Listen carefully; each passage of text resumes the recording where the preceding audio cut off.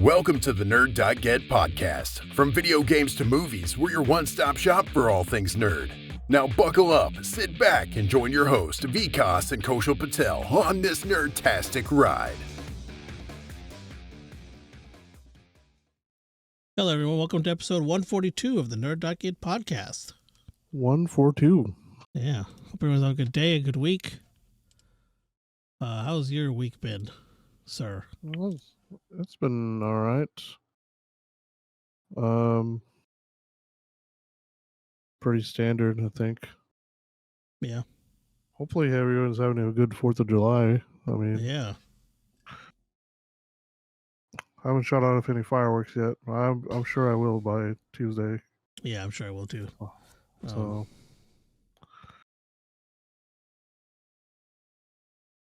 yeah. Oh no, suit. what? Oh, nothing. I thought I pressed something. We're good. Oh, okay. Had me worried there. I was like, what happened? Yeah. Everything's good. Okay. Woof. We're good. All right. What actually happened is, I don't know. I guess we'll find out. No one say anything. So I text my family that we're recording. Whenever I start recording, and I put recording. I meant to put recording for a little bit. But my phone wrote out bitch, and I hit send. But on the iPhone you can unsend, so I unsend it immediately. But it says, may still see the message where device software hasn't been updated. I'm pretty sure their device software is updated, but I guess we'll find out. My dad just said okay, so we'll see. I guess I can ask my sister, did my message say bitch or bit? So even if they I don't think they care. Yeah. They want to give a shit. They probably just find it funny. I was just like, oh, sit. Oh man, that was a little. Wasn't expecting that to happen. Well, I can be a little bitch, so you know. Yeah, fun opening to the podcast there. Yeah. And I usually said this before we record, but I was like, oh crap, I forgot to send it, so I was doing it. Mm-hmm. I forgot my god, put my stuff on silent, so I just. That was funny. Yeah. Anyways, I can't complain about it. We went to round 1 yesterday. Oh yeah, for the first time. That was really fun. Actually, I had a really good time.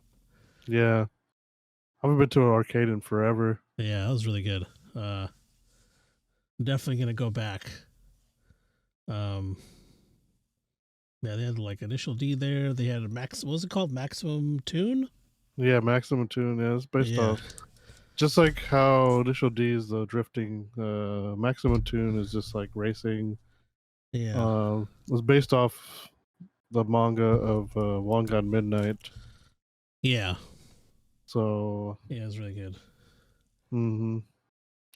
They had a couple other racing games there, but we didn't really play those. Yeah, I tried the claw machine a couple times. Got close on one of them. I was able to lift it, but I didn't get it. I didn't win anything. But yeah, one of our friends mentioned that you just have to click the button again. Yeah, to make because if you just let it go, it'll just go all the way to the bottom and then grab whatever. But like a lot of times you do I feel like sometimes you need that extra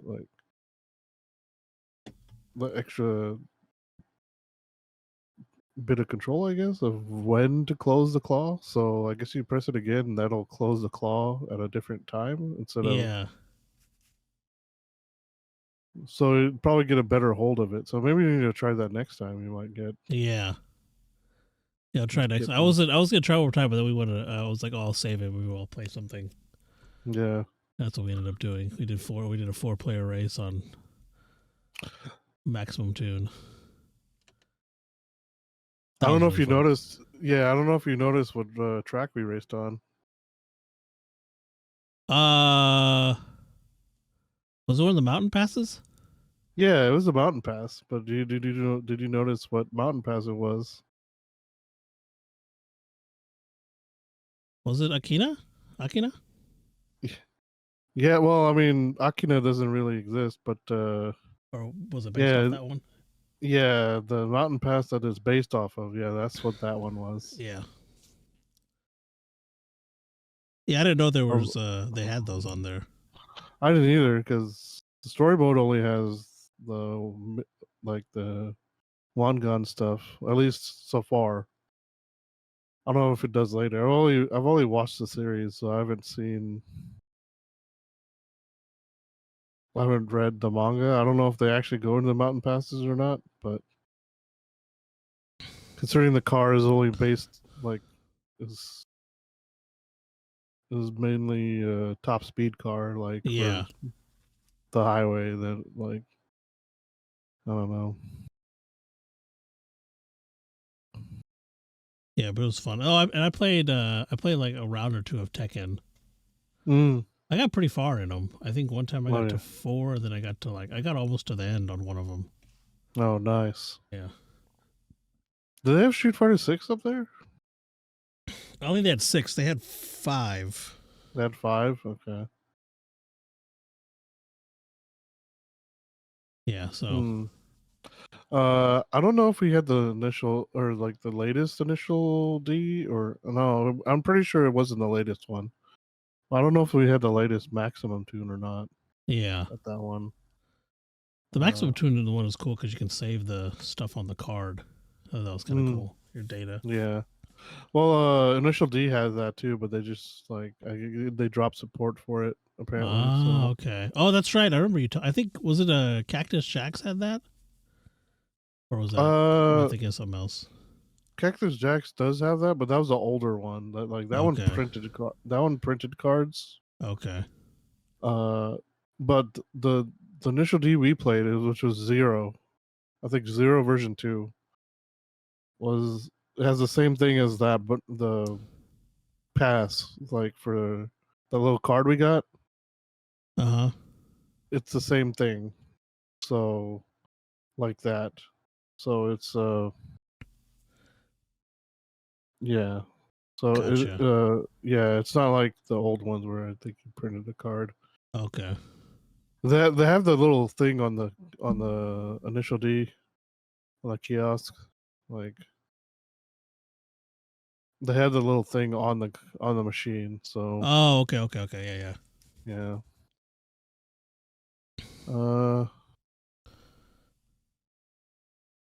But yeah, it was super fun. Played some coin machines. That's pretty much all where most of my money went. Oh yeah. I saw you guys. You guys playing that. It kind of paid off a little bit. I got a shitload of cards. Nice. Let's see. So apparently you're supposed to collect all the cards, and then you'll get a shitload of tickets. Oh, okay. Yeah. So I don't know how many there are in this one. Oh, dang. I wonder if all of these make a picture. I think they do. A picture? Yeah. I think you put the cards together and make a picture. Oh, nice. Let's see. I got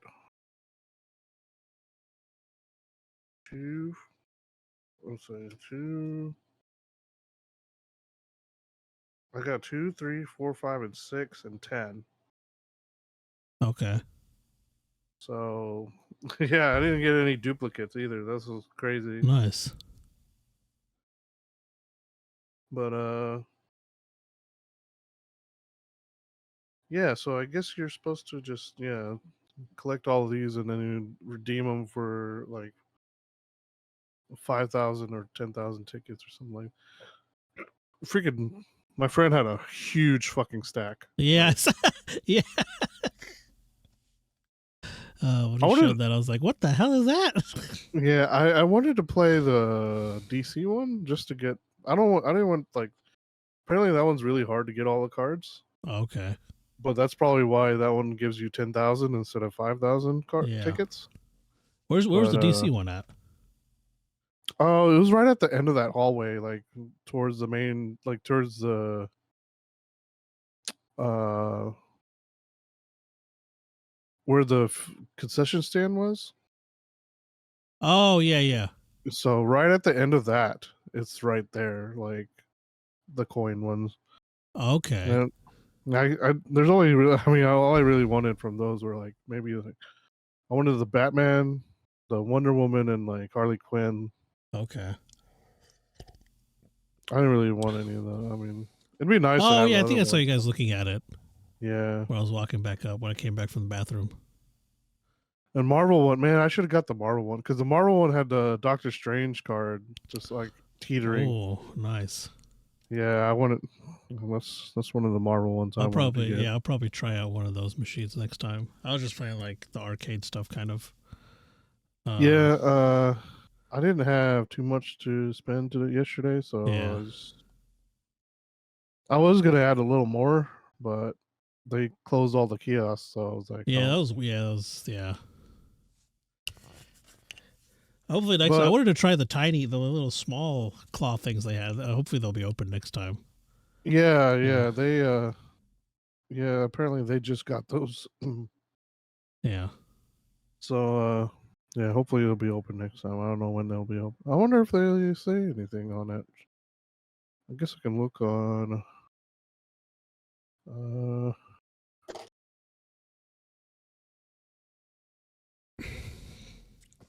On the interwebs. yeah. The fuck?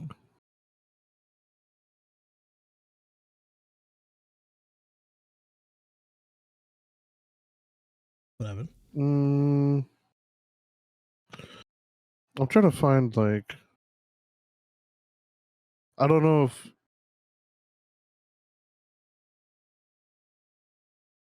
if they have their own like news thing. I don't see it. I think they just have like one main website. I don't think they have. Okay. Oh, what's new? Here we go. Maybe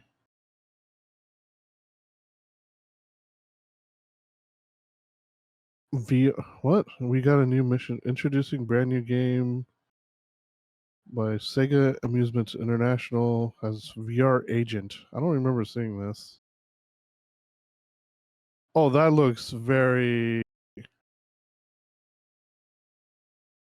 What the see. fuck? That looks so inefficient. Like, What are you looking at? so if you go to Oh, round ones, what's new? yeah, what's Immersive new? VR agent now available. I saw the dance one that kind of looks like this.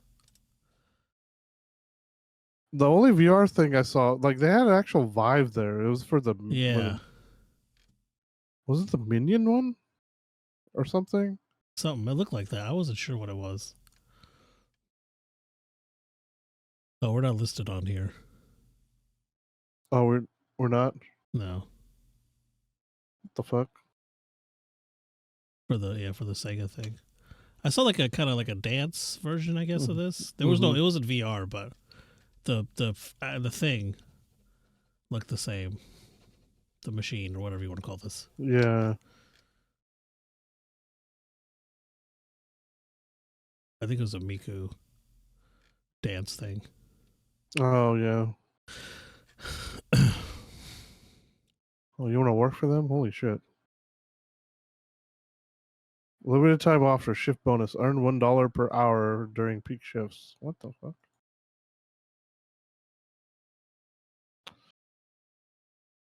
Free bowling, free drink, free game, and 50% off food. Wow. Oh.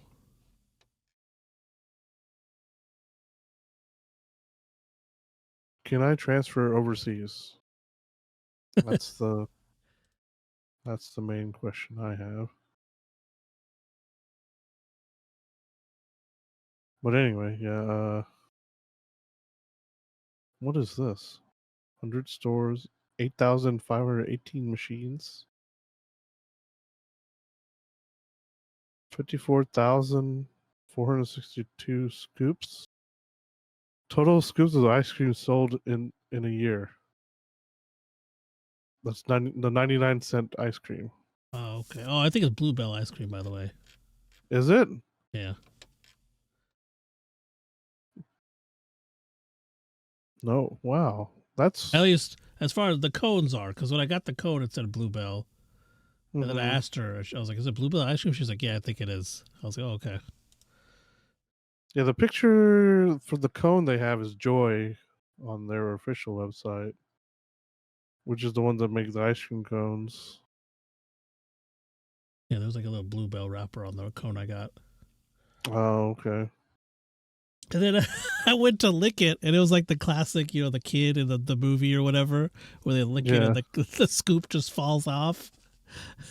That's exactly what happened, but I caught it with my hand and put it back on the cone and started eating it again. And the guy was That's playing a guy and a girl over there were playing pool. And the guy was like, oh, nice catch, man. I was like, thanks. That's great. I ate my cone. It wasn't bad. It wasn't bad for 99 cents. Yeah. Oh, then the chips. I saw them. I got some nachos too, which was weird because they didn't put the cheese on the nachos. I had to like put it on myself. It was Yeah. a little weird, but when they were making the nachos, they take the chips and then they'll fry them. And Really? They fried the chips. Oh. I feel like that kind of freshens them up if they taste kind of. That's why That's why I assumed they did it. They tasted really fresh. So yeah. Oh, it wasn't bad nachos, but we're it was about a to try fun their place. pizza. Yeah, I want to try their pizza. Fun place they have a bar there. though. They have a bar there too. Yeah, I mean, I don't really drink too much, so yeah, same. But if you like arcade games and stuff, definitely go check it out. It's really fun. Let's start our restaurant, by the way. Yeah, it's not a restaurant. Our restaurant this week, which we'll be moving. I guess we will move on to now, is Ray's Kitchen. No, damn it! I still messed up. Looking at Ray's Chicken Kitchen.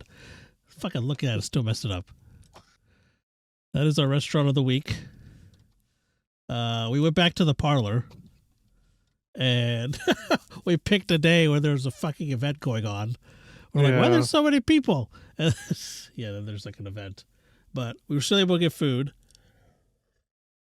There are multiple events, actually. Yeah. Most crowded place we've been to so far. Yeah, there's one downstairs, one upstairs, and then there's like a class or something where we sat, like the tables behind us. Mm-hmm. Apparently that was for a class. So, yeah, there's a lot of people there. It was just weird. Anyways, but we got the chicken. And man, was it busted chicken. Oh my God, it was so I tell you good. what. It was so good. What did we get? Man. Okay, so you got a Nashville hot basket. Yeah. What else we get? I got a Thai Love You, which is there's Thai sweet garlic chili sauce, fried chicken tenders served with hand cut fries, and then they don't have the other one on here. You had I had a Korean one too. Yeah, the Korean one. Yeah, I don't see it on here, but you got the Luigi. The Luigi, yeah. Crispy Parmesan tender rolled in mozzarella and basil pesto. Which was not as good as I thought it was going to be. Yeah. It was. It wasn't the best one we got. Yeah, it was kind of crazy. Yeah, I love mozzarella cheese, but it just didn't work on that. But not to say it wasn't like terrible, but yeah, it was still really good. Yeah, it was still pretty good, but it's not as good as I thought it was going to be. Well, honestly, do what? No, go ahead. No, I was just saying, honestly, if you have a good base, like it's all gonna be good. And the chicken was fucking good. Oh my god, chicken was so good. Yeah. Oh, and I think the What did you say? guys working there had a bet on what we would pick. Oh yeah. So that's why I guess- the first guy got excited with the Nashville Hot, and then Yeah. the second guy bet we would get the Luigi, and we ended up getting both of the things that they picked. That's funny. They probably do that with everybody. Yeah. But man, it was so good. The tenders were so juicy. Oh my god. The fries were really good too. I don't know about yours. Well, okay. So the Nashville hot ones had the seasoning from the chicken on there, so that one was pretty good. But the ones for the Luigi were kind of overcooked. I feel like a little bit. Oh, okay. It didn't taste as good. I mean, the fries were okay. I've had better fries, honestly. But that chicken was all worth it. Like that chicken was well worth it. That's one of the reasons why I didn't take the fries home too. It was like I didn't really care for them. So yeah. It's I mean, I don't know. They were just kind of basic fries to me. So I mean, yours, you know, yours had both sauces on it. So like yours probably tasted a lot better. Yeah, they're really good. The Thai one didn't have much sauce on it. The Korean ones did. Okay. I feel like the sauces, whatever sauces you may make it taste better anyway. Yeah, the Thai ones, they're pretty much like the regular fries, and I enjoyed them. Like they didn't have really anything on them. Oh, okay. But yeah, the Korean ones were like, yeah, they had a bunch of sauce all over it. Yeah, like I don't know. I just felt like they were kind of okay. But that chicken though, fucking holy fuck. Yeah, it was really good chicken. Just so juicy. Yeah, I was impressed how good that chicken was. I think I took some home and then I ate it later that night. Because I was like, man, I gotta have some more of that chicken, and I took out the fridge, warmed it up, and ate it. Yeah, that chicken didn't leave that place. My chicken didn't leave that place. So, bro, the Nashville hot was so fucking. I'm really curious to try the hottest one. Yeah. I feel like it could have went hotter. Yeah. On it. But yeah, that's the place. Ray's Chicken Kitchen, located at the Parlor, which is 11 Northeast 6th Street in Oklahoma City, Oklahoma. They don't have any social media or anything, so if you want to check them out, just I guess go to the Parlor's website. I'm trying to see if they have their own website. I think they might actually. I didn't see one, but I mean, I could. Oops. Yeah, let me look again. Could be wrong. Yeah, I didn't see one either. Chicken Kitchen. Yeah, I don't think they have like their own website. So, yeah, just look up Ray's Chicken Kitchen OKC, and it should come up. So they used to have I guess they had a food truck too. So yeah, but man, they're really good. Located on the second floor of the Parlor. So if you're local, or if you're there, go up there and get some really good freaking chicken. You know what? That probably would have been a good place to try the chicken and waffles. Oh yeah. Yeah, I think they got the same. Yeah, they have the same hours as the actual Parlor, so they're open from. Let's see. I think the kitchens all close at 10. Yeah, so 11 to 10, or so 11 to 10 looks like on Tuesday and Wednesday. I guess it's 11 to 10 every day, huh? Oh yeah, kitchen. Here you go. The 11 to 10, Sunday, Tuesday, Wednesday, Thursday, then 11 to 11 Friday and Saturday, and Mondays they're closed. What the heck? They have vegan nuggets.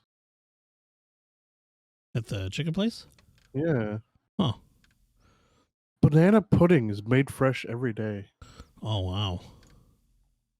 I like instead of a dessert, they call it happy endings. Nice. But yeah, go check them out.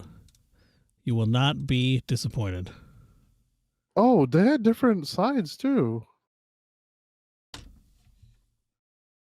They had fried okra, fried pickles. Oh, wow. They had Nash fries too. So I think we just got regular fries, and they had coleslaw. Yeah. Okay. Nice. Honestly, I'm kind of glad I didn't get any of those other sides because I probably wouldn't have been able to finish my chicken. Yeah. Yeah. God, the chicken was so good. But yeah, definitely go check them out. I don't know if it'd be best in the city or not, but it's a contender for sure. Yeah. Yeah, it is really good. Yeah, it's up there. But yeah, with that, we're gonna move it on to the game releases.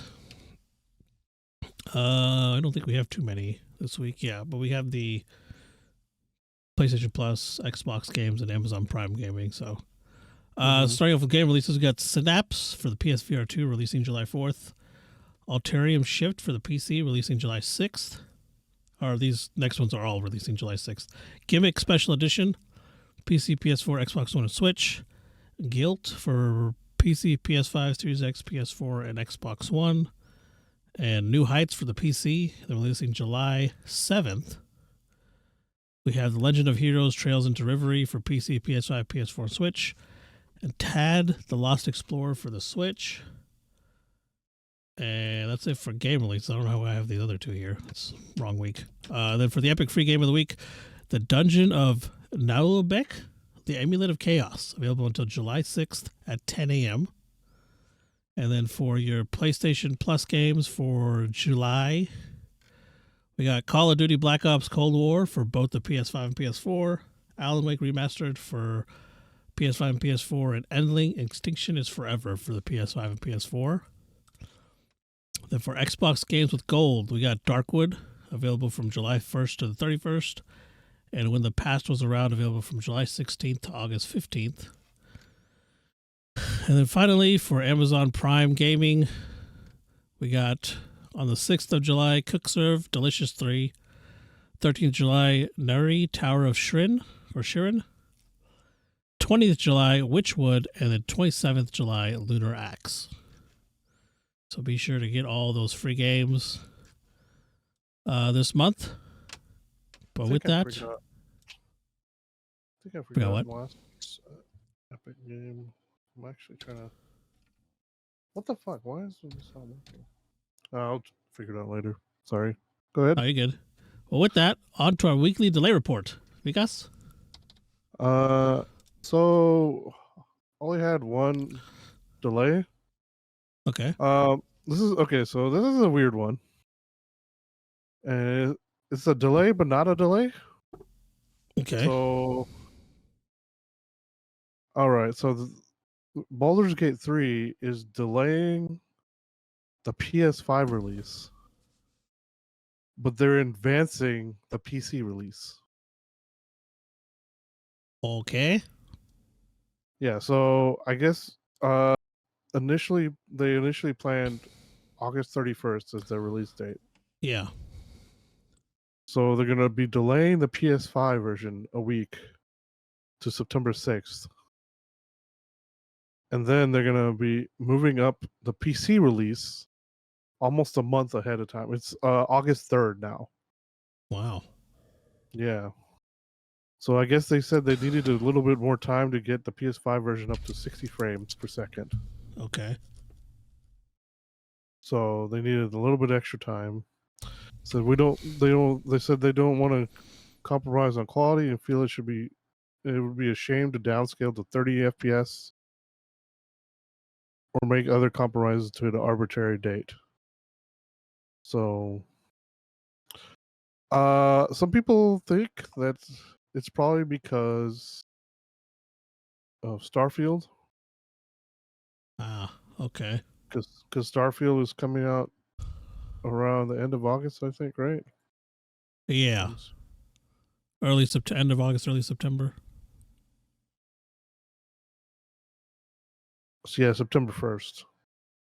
So they were literally like the day before Starfield. So Yeah. but then I think people have early access to it, like collector's edition or whatever. So so it'd be even earlier. So I guess they did that just so the people on PC can play Baldur's Gate a month ahead of time. Whereas, like, I guess it's a PS5 console exclusive, so Okay. it's not released on an Xbox. Gotcha. So they're like, hey, they're not gonna be playing Starfield anyway, so Yeah. we'll just release we'll just release Baldur's Gate at the same time, and then bring up the PC release. So Yeah, it's true. but yeah, that's really all I have for that. All right. Thank you. Now we will move it on to the news. And I am starting us off this week. Okay. And I'm going to start off with some Nintendo Switch game deals ahead of Prime Day. So Prime Day is July 11th and 12th, which will probably remind Next you week? again next week. Yeah. But there are already some Switch deals, not on Prime, but just in general. So on some games. So you get the Scarlet and Violet double pack, which is now $80, down from $120. Then Brilliant Diamond and Shining Pearl dual pack for $87, which was, how much was that one? That was also $120. What else we got? Shining Pearl. Okay, so if you just want one, it's $37.50, which is normally $60. And then Tears of the Kingdom. Is it? They say it's $10 off. No, I don't know what this is saying. Hold on. What? Sorry, you said $37.50. Yes, Shining Pearl for one, Shining Pearl, or $87 for both. Wouldn't you be better off just buying them separate? I think so. Yeah, because it'd be what, 86? No, I don't. You said $37.50, right? yeah, or 76. Well, I cannot math today. Holy shit. 75. Yeah, for both. Yeah, that's what I thought. Yeah, you might as well just get unless it's only Shining Pearl that's on sale. Oh, and not Diamond. Because it doesn't say anything about Diamond. well, let me see. Is it Pokemon Diamond, right? Or Shining Diamond? Brilliant Diamond. Brilliant Diamond. Brilliant Diamond and Shining Pearl. Because here it says only Shining Pearl is $37.50. It doesn't say anything about Brilliant Diamond. Brilliant Diamond is 40 on it. Is it on Amazon? Let's see. Shining Pearl is at Walmart. Oh. It's $37.50 off at Walmart, or it's at $37.50 at Walmart. And then I think they're all on. So Brilliant Diamond, Shining Pearl double pack is on Amazon. The Scarlet and Violet dual pack is at Walmart. Yeah. Oh, then also GameStop is having buy one get one free deals, which includes the new Pokemon Snap and Hyrule Warriors: Age of Calamity. Damn. Pre-owned or new? I think it's new. Damn. Okay. Yeah, a bunch of new games are buy one get one free at GameStop. Dude, that's awesome. Actually. Yeah. It was exclusive to Power Up Rewards member, but now they've made it available for everyone, and it's going to be running for a few weeks. So interesting. You can capitalize on that. What else we got? Bayonetta Origin Careza and the Lost Demon is $44, down from $60. Pokemon Shield is $47, down from $60 at Walmart. So Bayonetta Origins was at Amazon. Pokemon Sword is $48 on Amazon. Kirby Return to Dreamland Deluxe, $10 off at $50 on Amazon. Okay, so Tears of the Kingdom, yeah, the new Zelda game, Legend of Zelda game, is $10 off right now on Amazon, $60. Oh, Scarlet is 70? Yeah, it was $70. Wow, okay. Pokemon Scarlet, $48 at Walmart. Violet is $46 at Walmart. Mario Superstars, $50 at Walmart.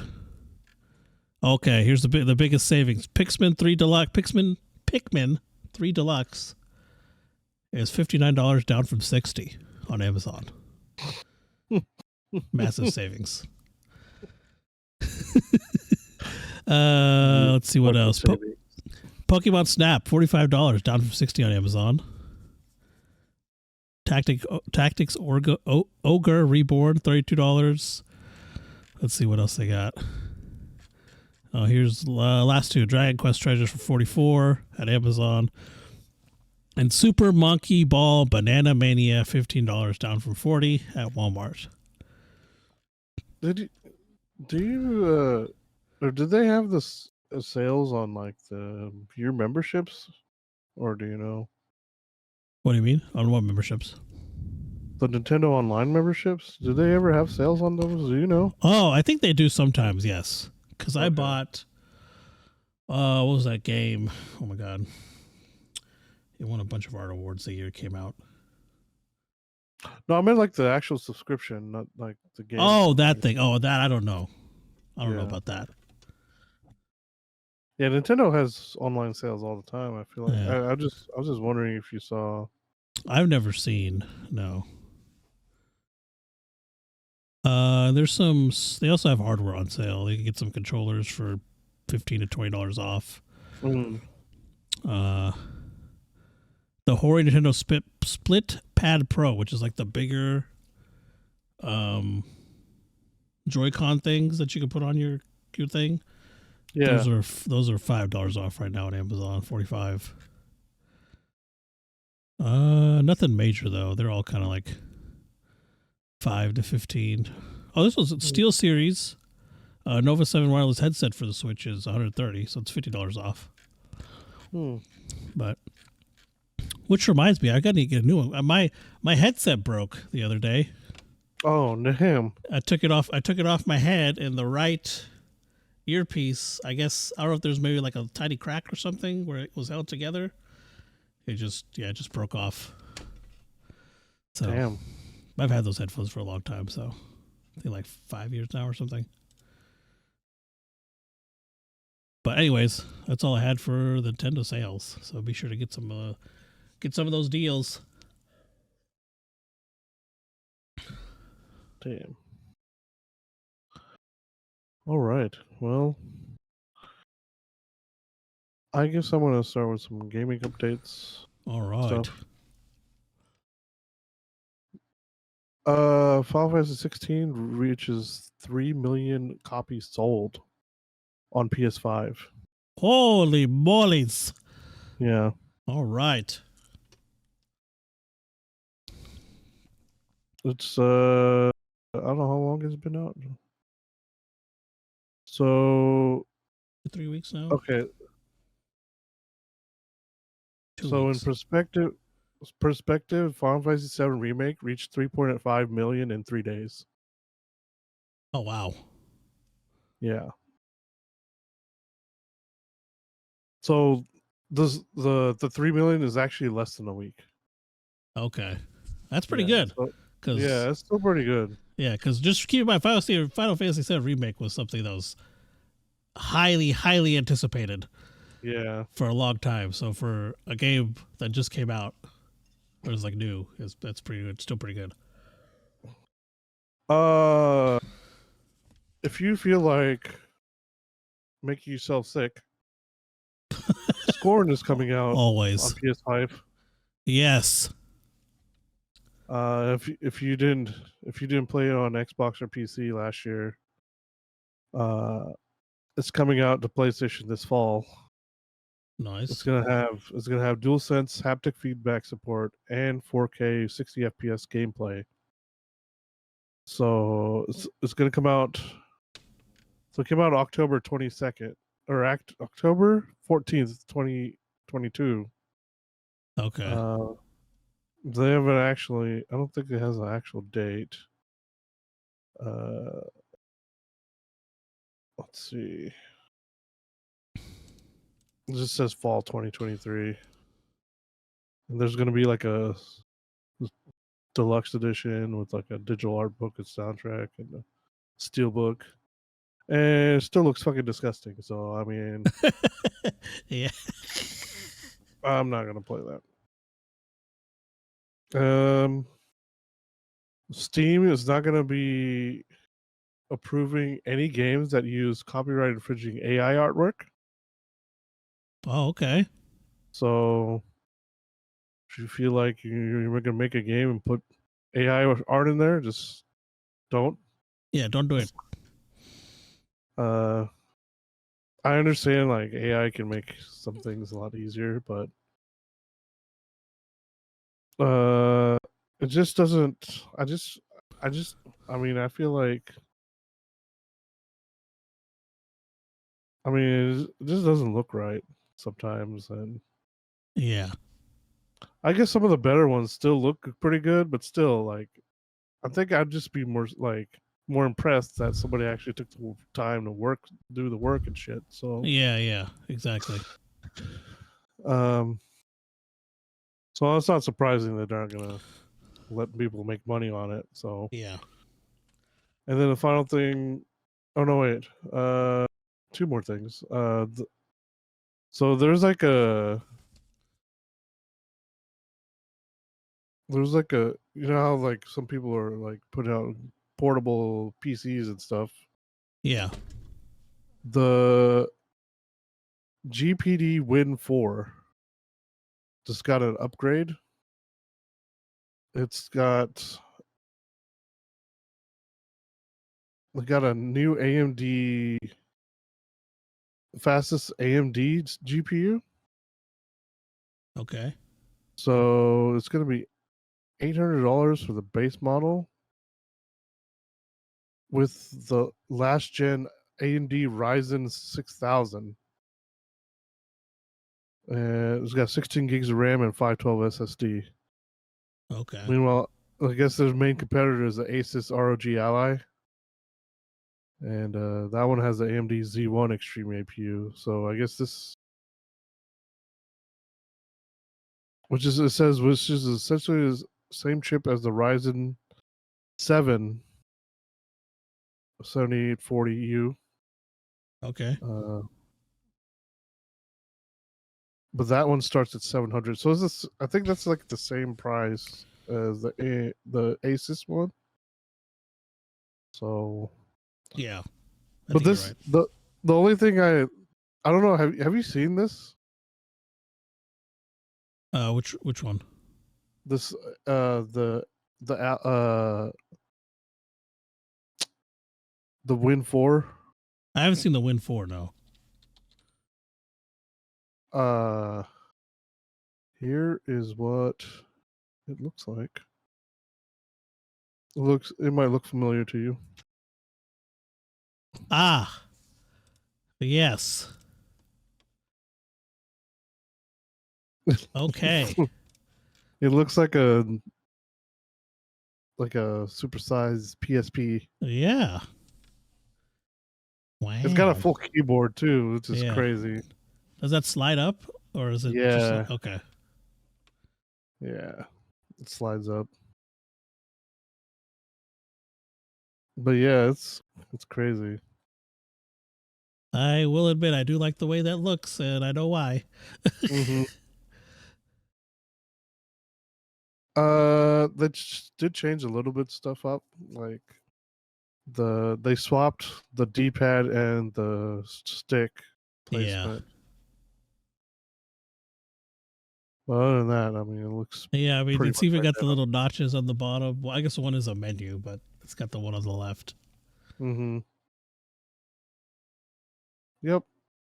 And final thing, Super Mario is having a collab with Oreo. So they're gonna have limited time Oreo cookies. All right. They celebrated it with a musical trailer. I will send you that now as well.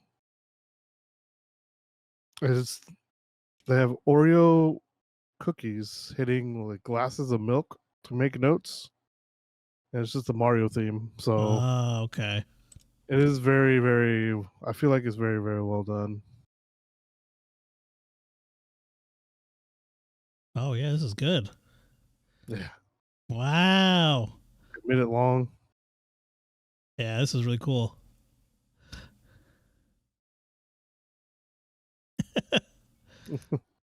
It's like what do you call it? It's one of those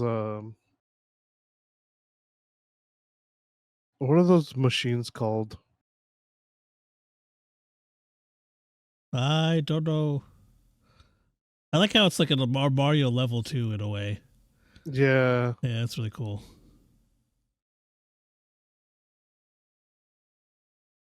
Nice. That's awesome. Yeah. I like it a lot.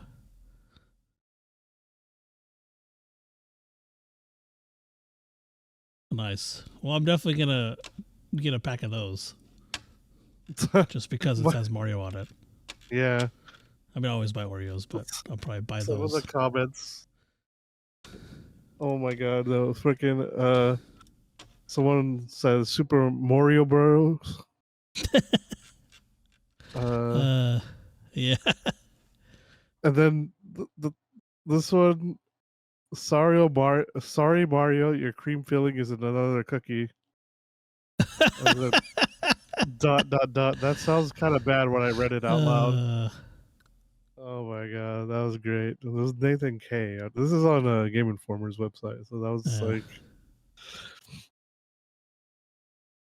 Yeah, that's yeah, awesome. I thought that was hilarious. So, but yeah, that's all I have for that. All right. If I can find, okay, here you go. I found my article. My next one. So the studio that made Gollum, Daedalic Entertainment, is a German developer who's behind Lord of the Rings Gollum, is undergoing a lot of changes due to the poor reception the game received earlier this year. Yeah. Not only have they canceled the new Lord of the Rings game that they had in development, they in fact will no longer be making games at all. So going forward, the company will be a publisher only. It has 8 promising releases set for the release this financial year that it will be publishing. And then this is a quote from the studio. Even though the Lord of the Rings Gollum did not live up to expectations we had for the game, we are very grateful for the opportunity and the learning experience it brought us. What else? Said that the only game I guess that's being canceled is the follow-up to Gollum. It's going to be, quote, discontinued. And it is unknown if the sequel to Gollum or the game was focusing on Gollum or a different element or what it was going to be. But whatever it is, it has been canceled. I mean, that's a shame to hear, but then again, yeah, it's I feel like that was to be expected. yeah. It's unfortunate though. Yeah, but yeah, it is unfortunate. I'm trying to see what else. Oh yeah, as a result of these developments, Dialect is cutting an unspecified number of positions. The studio said it will support departing developers with assistance in finding new work within our network. And it is owned by the French company Nacon. Oh, Nacon owns them. Yeah. Okay. Yeah, so yeah, it's unfortunate they're not making games anymore, but like you said, it's kind of to be expected. Even though that they're canceling their next game, there's still some Lord of the Rings games coming out. There's one from Weta, an Untitled game. Lord of the Rings Return to Moria and the Lord of the Rings MMO from Amazon. So still got a few games from different studios coming out. But Okay. I actually did see this, so I was just kind of worried if it was going to be like a different type of Lord of the Rings game. I didn't know it was going to be a sequel, so. Oh yeah. It was going to be the sequel to it. So, but I don't feel as bad now. So yeah, it wasn't some major game, so it was a sequel to Gollum. But yeah, that's all I got for that.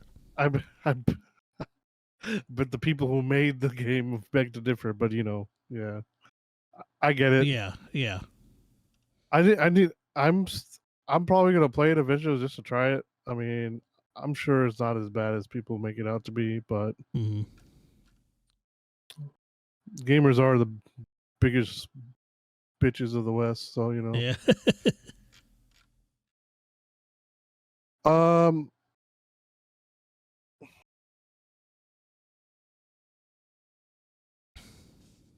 what am I talking about next? This is the second article, right? So that was my second. Yeah. My second article is about the internet, specifically U.S.'s internet. The White House rolled today, so I guess published 6 days. So beginning of last week, the White House rolled out a plan outlining a road to universal high-speed internet access by 2030. Oh wow. Plan will draw some $42 billion in funding. Damn. Yeah. So President Joe Biden said it's the biggest investment in high-speed internet ever, because for today's economy to work for everyone, internet access is just as important as electricity, water, and other basic services. So yeah. Presumably it's going to be based on the new broadband standard of the U.S. is going to be 100 megabytes down, 20 up. Wow. 20 megabytes up. Yeah. So it's not. I mean, it's not like anything great, but it's better than just having dial. Okay, wait. Speaking of dial up, I was at where was I at? I was in the doctor's office waiting for the doctor. In the waiting room, and the fucking dial-up sound comes around. I don't know what they're using in that office, but bro, yeah, it's 2023. You're using a fucking dial-up modem. Yeah, that's crazy. It's definitely different from the fact. I thought it was a fax machine, but no, it was the dial-up modem sound. Wow. What the? Yeah, it's crazy. Yeah, I wonder what it was. Unless the fax machine sound is similar. I just not thought of that. Maybe it's. I don't even know what the fax machine sounds like anymore. I don't remember either. I thought it was slightly different, but I'm pretty sure that was the dial-up one. Yeah. Because the fax machine usually has the phone number, like the phone. At least the ones I've used, they always you always put in the number and then you start the fax and then it'll dial. I didn't hear the dial. Okay. I straight up just heard the fax, like that dial-up sound. So, well, whatever. Anyway, that has nothing to do with this, but yeah, Reuters reported that the plan will most funding will hit the larger states like Texas and California, as well as the large underserved rural populations like Virginia, Alabama, and Louisiana. It also includes money to U.S. territories like the Virgin Islands. Oh, okay. Yeah. So a lot of rural areas would just rely on satellite. So I Yeah. mean, which is complete garbage. Mm-hmm. I mean, I guess it's okay sometimes, but like if you're trying to stream anything, yeah, that's kind of hard to do. Yeah. Um, but yeah, it's long been. So what was the thing on this? Despite being the third or fourth largest country by land area, it ranks 186th on the list of countries by population density.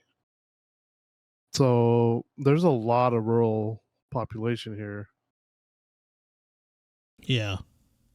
So it's I'm sure some of these people would love to get some higher speed internet. Oh yeah, for sure. Even my Yeah, 'cause it's really neighborhood, hard. do what? Oh, go ahead. Like even mine, our new neighborhood, like the fiber, like they didn't have fiber there, so the highest they were going to give us is 50 megs. So I mean, Oh wow, yeah, yeah. We don't have fiber in mine either. yeah, I think we have like 125. I think it goes higher now, but that's what we have. I have gig internet from Cox, but not to call them out on anything, but no, wait, that's the one we're going to be using in our house. Right now, I'm using fiber, so that's Okay. yeah. Which I mean, I did the speed test on the cable, and I was getting nowhere near a gig. I'd be okay, like I'd be even happy with half. Like it hit like 400. Ah, okay. Like it didn't even hit like half. So I mean, and I was doing it hardwired too. So I don't Ah, know, okay. like Yeah. I don't know if it was the restriction of my switch that I used, like where I plugged in the Ethernet cables, because Yeah. I had to run the line to my room for this. Ah, okay. Yeah, but let me. I'm just curious how much my speed's gonna be right now. I know the internet's being used elsewhere. I think pretty sure they're streaming right now.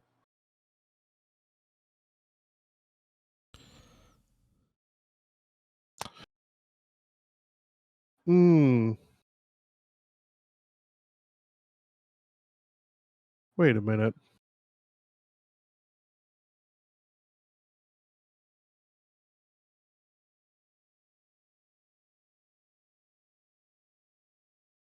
That's that's way too low. That can't be right. What's it telling you? 85 megabits per second, but it like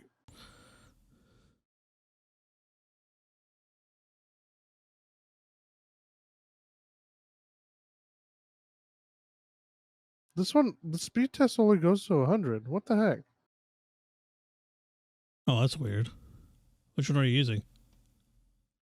I used the Google one, and then I'm using speedtest.net now. Hold on. My app actually has a different one. If I use the app, that's just going to be wireless. Yeah. Let me see.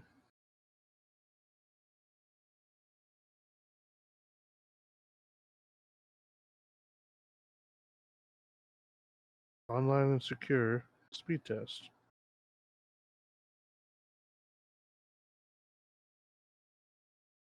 Oh, here we go.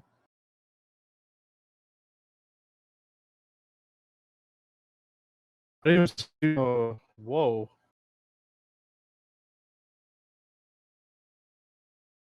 Yeah, it says 1,338 download. 1,320 megabytes upload. Okay. Oh, that's going to the modem. Okay, hold on. Over my wireless network, I'm at or like 400.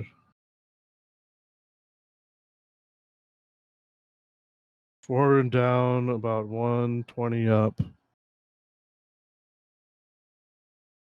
Mind you, this is wireless, so I mean, Yeah. my hard connection should be getting more. I don't know.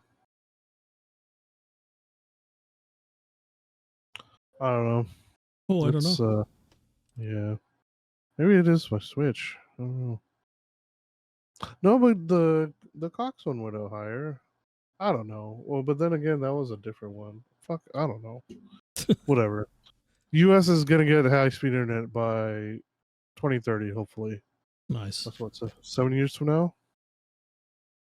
Yeah. We'll probably be like one of the last states to get it. Probably. Because we're all backwards here. Friend always makes a joke. It's like, oh, y'all still riding horse and carriages out of there? Fucking every time. Fucking like, bro.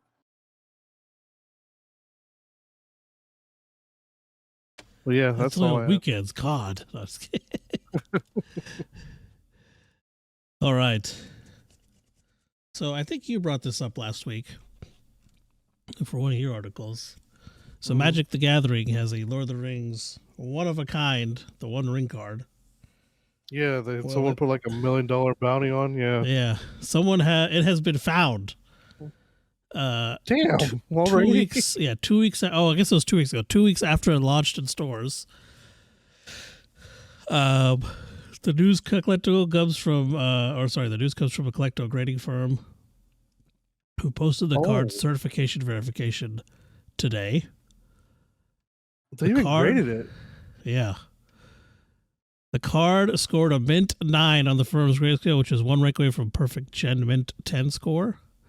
Wow.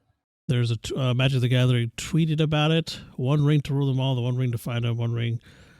One ring to bring them all, and in the darkness bind them. We're thrilled to hear the tale of the new ring bearer in the oh my god. We're thrilled to hear tale of a new ring bearer in possession of the serialized 1 of 1, the One Ring. This journey is finished, but the adventure with Magic the Gathering, Lord of the Ring continues. Let's see. The firm confirmed to the Wall Street Journal that the owner of the card is choosing to remain anonymous, which is probably a good idea. And yeah, like you said, multiple firms have offered 7-figure bounties for the card. Dave and Adams, a store based in New York, offered $1 million, while a store based in Valencia, Spain, offered $2 million. Damn. Yeah. So all right, we gotta form this fellowship. Gotta yes. Gotta take the One Ring to Mordor. We're gonna destroy the One Ring. Yeah, reveal yourself. Go give it to Frodo. Oh man, so yeah, it's been found, graded. Well, yeah, I guess congratulations to the person who found it. I wonder how much money he had to spend to fucking find that shit. Yeah, I know. The title of this says, "A lucky Frodo has emerged from a sea of searching columns." But yeah, it's been found. Let's see. I'm trying to see if there's anything else.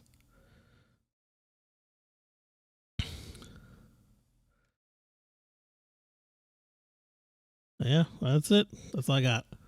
Damn. Yeah. What I'm going to talk about next is Annapurna. They had a showcase last week, end of last week. Literally, it was on. Oh wait, hold on. Towards the end of it was on last Thursday. Okay. So they had a bunch of. So they're a publishing company, I guess. They're not really they don't make that many games. So they just announced their first in-house game, which is Blade Runner 2033 Labyrinth. Wait. So Okay, sorry. what? Yeah, go ahead. No, go ahead. Yeah. Blade Runner 2033 Labyrinth. Okay. Yeah, this is going to be the first game. Development is led by Chelsea Hash, who served as game director of Solar Ash and technical art lead on What Remains of Edith Finch. So both of those games are pretty successful. So I haven't watched any of these trailers, so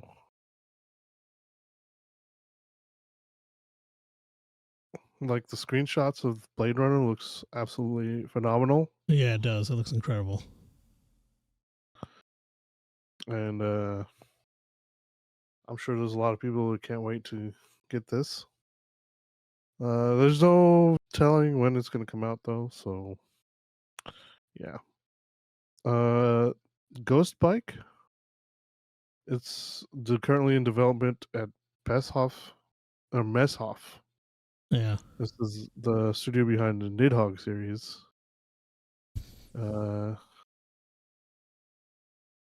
This is not even close to being released either, so I don't think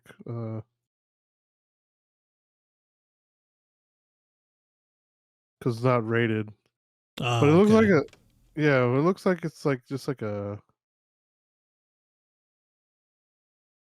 Oh, it says coming 2024. Yeah. Looks like it's coming out on Xbox.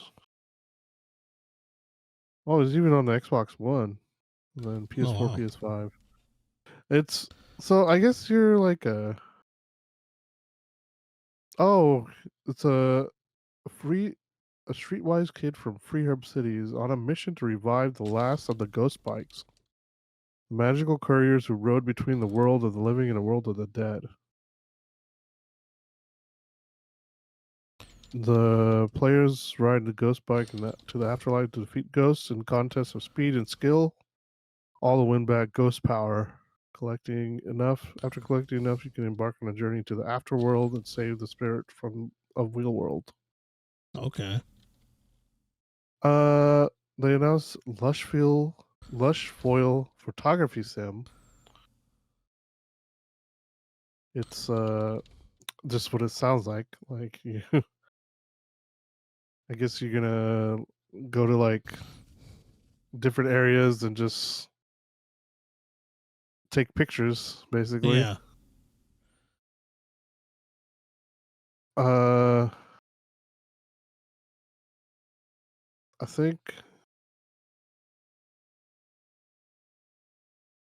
think there's like okay, so there's multiple places you can go to. Okay. Like this game looks phenomenal. Like it does look like real life, kind of. So yeah, it does. it says it's coming to PC and console. It doesn't say when. To a T, it's an episodic 3D adventure game from the creator of Katamari Damacy. I think that's how you say it. I don't know. I always pronounce it different every time. This one looks kind of like. Actually, kind of looks like you can definitely tell like it's one of his games. Like the style, you could definitely tell. Yeah. And it doesn't have a date on that one either. Stray got a new trailer, so they're announcing the Xbox release August 10th. Nice. So people can play with the cat pretty soon on Xbox. Cocoon was another game that they announced. This was I think announced in Summer Games Fest. I think they just had more gameplay. Coming out September 29th. And then 30 Suitors was another game that they had on Summer Games Fest. I don't remember these. I don't remember either of these. That one's coming out November 2nd. Bounty Star, The Moro's Tale of Graveyard Clem. That sounds like a mouthful, but Yeah. I wonder. So you take the role of a bounty hunter in a post-apocalyptic American desert, following a profound mistake in the military that leaves you traumatized. So half of the game is a third-person mech shooter, and the other half you make a home out of run-down gas station.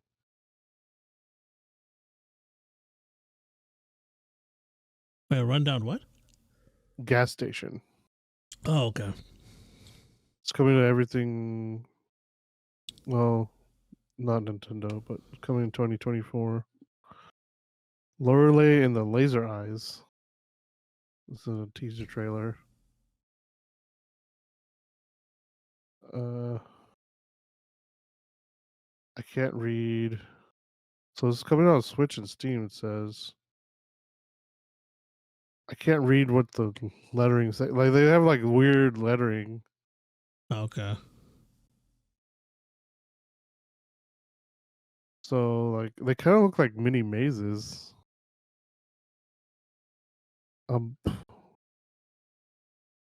This is really really hard to read. I don't. How maybe it says. I don't. I really don't know what it says.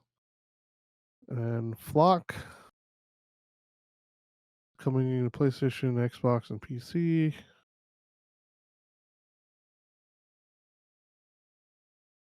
It doesn't say when.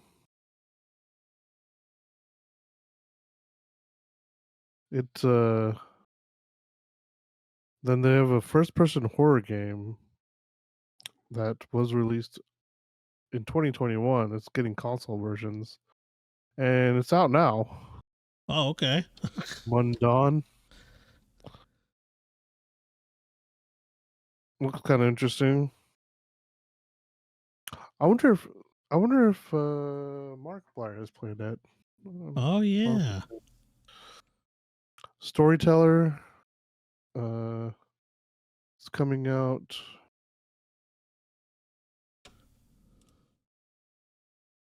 September 26th on Netflix's gaming platform. Okay. And consoles. Let's see what consoles. Well, this one's just a Netflix commercial, so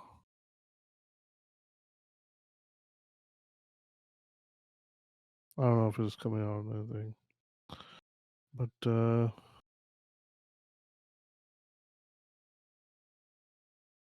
yeah, that's all the games they showed for that. I'm kind of interested in Mundawn, the horror one. Mm-hmm. Yeah, that one looks interesting. Lorelei and Laser Eyes. I Yeah. forgot. Did I even say that? I don't think I even say that. That was that was the trailer I couldn't read what it said. Okay. It doesn't have, that one doesn't have a date. But then Bounty Star, I'm kind of interested in.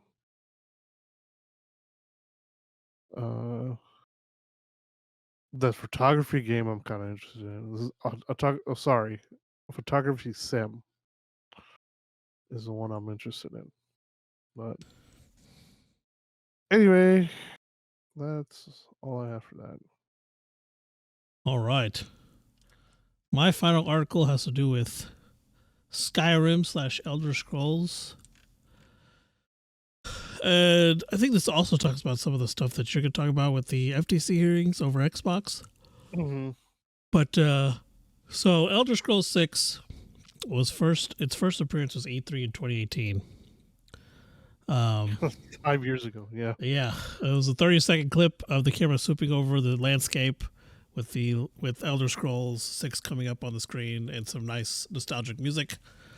A lot of people got excited, but then eventually people realized, this game hasn't had any updates in like 5 years. Mm-hmm. So now people are wondering when it's going to come out, because for the last 6 or 7 years, Bethesda's working on Starfield, which is about to come out. Mm-hmm. And now, whenever Phil Spencer was on the stand about a week ago, yes, it's about a week ago, about the FTC hearings over the Xbox Activision Blizzard acquisition.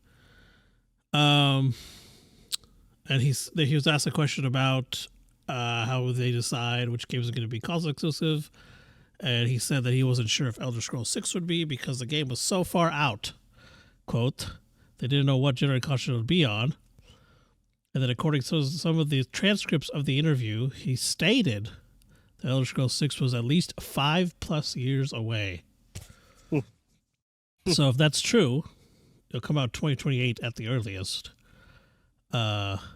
which is nearly 17 years after Skyrim at that point. But since he said 5+, people are thinking, I guess it's kind of a funny thing maybe, people are thinking it's going to come out to like either 2030, 2031 or something. And if that's true, Skyrim would hit 20 years before Elder Scrolls 6 even launches. Mm-hmm. So, yeah, that's people are always joking like it's not even going to come out. Like, there's gonna be so many other things. Yeah, because it's been 5 years. I didn't realize it was 5 years until I read this article. I was like, holy shit. Yeah, it was the year we went to E3. That's how long ago that was. Yeah, that was insane.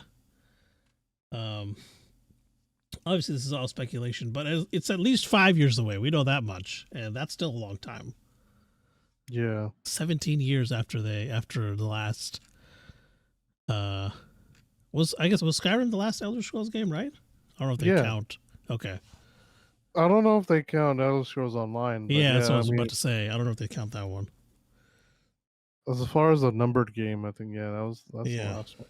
Yeah, so I guess we'll see what happens. No updates in 5 years. Yeah, that's also I didn't realize until I read this. So I guess we'll see what happens after Starfield comes out. Hopefully they'll make some sort of announcement about it. I don't know. We'll see. Spency says 5+ years, so we'll see what happens. Yeah.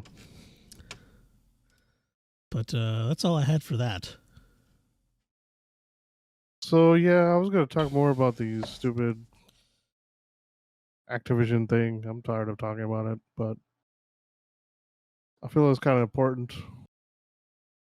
So some of the things that they were saying, so apparently Xbox Vice President Sarah Bond, I think I might have mentioned this last week.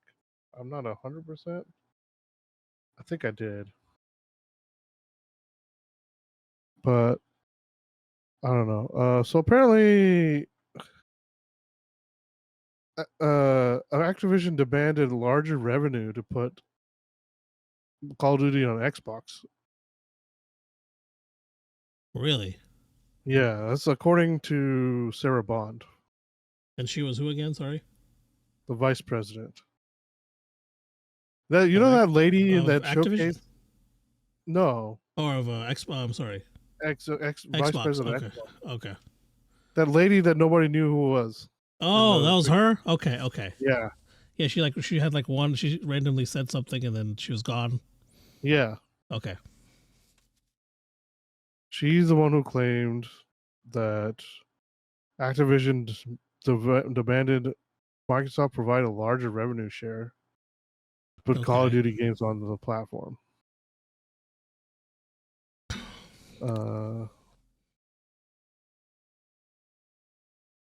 So Bond claimed that in court that the lead up to the launch of PS5 and Series X generation hardware, Bobby Kotick and his company did not intend to put Call of Duty on Xbox platform unless Microsoft shared more revenue. Okay. So time was limited, and we had players whose expectations we wanted to meet. So we ultimately made a decision that was the best thing for the business. Uh, it says a year ago we wanted to show that Call of Duty Vanguard was launching on Xbox. We were told we could not say it on YouTube or any other place. The customers who were not our own customer would see it. And we had to hold for a period of time. Okay. Xbox's website and social media accounts was acceptable. But when we film a showcase, that is when people can watch it live on YouTube and other places. And at the end, we wanted to put it up to a slate that said, "Here comes all the games coming in next year." We were told they could not say Call of Duty was coming in the next year. So I don't know. Okay. Yeah. I don't know. Yeah, I don't know anything about that. So this was about like whatever games are coming out on the Series X. Yeah. Okay. I think I mentioned that Phil Spencer said Microsoft bought Bethesda to prevent Starfield becoming a PlayStation exclusive. Yeah, I remember you saying that. So this week, I saw an article saying Microsoft CEO said he'd love to get rid of console exclusive, but it's all Sony's fault. What? He says I don't have no love for that world. What the fuck are you talking about? Why are you making shit exclusive? See, this is what I don't understand about this whole fucking thing. Yeah. He said if it was up to me, I would love to get rid of the entire exclusives on consoles, but it's not for me to define, especially as a low share player in the console market. The dominant player there has defined market competition using exclusives. So that's the world we live in. I have no love for that world. There's no fucking rule saying you have to do the same thing that other people are doing. Yeah, the reason you have low market share is because your console fucking sucks. Not because someone is making exclusives. Because Nintendo also makes a bunch of exclusives, by the way. Yeah. And they're number 2. They're making exclusives way before anyone else. They were the first ones to do it, I feel like. Yeah. So, but okay, their whole strategy is just garbage. That's why they're number 3, not because of exclusives. Yeah. And also, they have a bunch of studios. They have a bunch of IPs. Yeah. So when you don't make games, you don't get shares. I don't understand what's so hard about that. Yeah, make stuff that people want, and that will, grow your market share, like you did with the Xbox and the 360. 360 started off strong, but then it fucking tanked. But I mean, they had on the right track. They're doing it right. Well, the thing is, they rushed the console out. Honestly, they should. If they would have waited until PlayStation 3 came out and like refined the console a little bit, I feel like, dude, they would have dominated. Oh, 100%. Yeah, that was like they had that documentary on YouTube about it.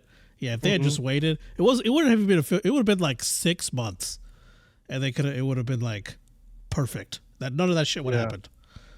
Yeah. And they would have had dominated because they were like $300 cheaper than a fucking PlayStation. Yeah, and like I think the problem came or something like that. The problem came up close to the release date, and they're like, "Oh, well, it only happens in this case," and that case ended up being a lot more, a lot of cases. So, even mine, because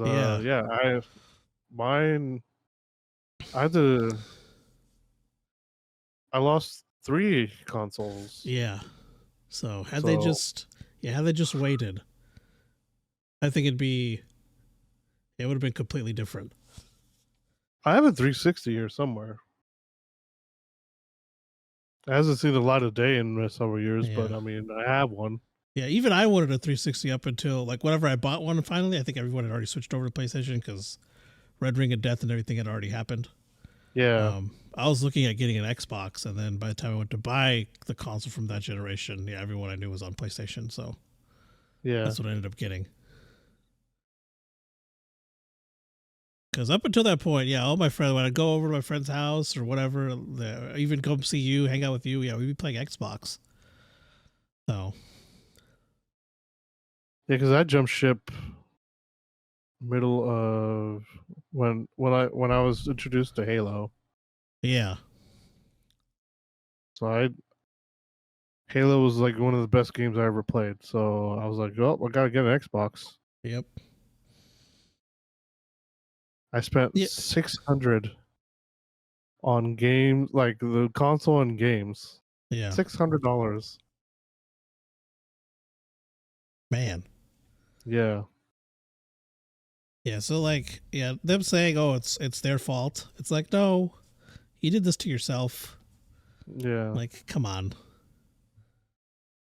I still like see people like in the comments and stuff like still defending either like both companies. Like, bro, it's businesses. Yeah, they don't care. They're here to make money. That's their like we get like we like if you're I mean you've got PlayStation or either we get like the benefits of that, but at the end of the day, yeah, they're here to make money. So yeah. They already announced. Well, one of the things they announced this week. Well, they didn't announce, but Sony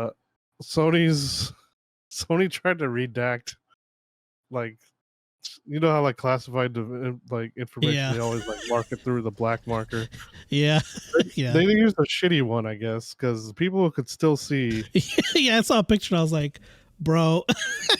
Yeah. I was like, damn, you could have used a proper marker. But yeah. Yeah. So it was revealed that they spent over 200 million on Last of Us and Horizon Forbidden West. Yeah. But I mean, those games are phenomenal. Yeah, they made that money back. I think The Last of Us has sold like Last of Us 2 sold like 10 million copies. I think so. Probably more now. And then Horizon was 9 last I remember, but like I said, it's probably more now. And like 9 to 10 million copies at like an average of $40 to $50. Yeah, it's 400 million plus. So yeah, they made their money back. But, I'd say. And then like I think you mentioned this earlier. You said who was it that said it's not who said it wasn't sustainable to do this for them to spend that kind of money? Oh, it was let me see if I can find it. It was the CEO of Double Fine, I want to say. Yeah, and I was like, or COO. Clearly, it is sustainable because they've been doing it. Yeah, that was just a weird comment. I was like, they've been doing this for how long? It's obviously sustainable. Yeah. So I don't know. Well, their company was purchased by Microsoft, so you know. Yeah, that makes sense. Yeah, it was the Psychonauts guy, right? Yeah, I think so. And then I think Spider-Man, the first Spider-Man, well, obviously the first Spider-Man, the game from Insomniac sold like 30 million copies or something. Yeah. So I wouldn't be surprised. It's probably the best selling. That one, Last of Us, or I don't know. I guess we can look it up. Best selling. Well, another thing is Microsoft won't give out numbers. Yeah. Best selling PlayStation games. Wow.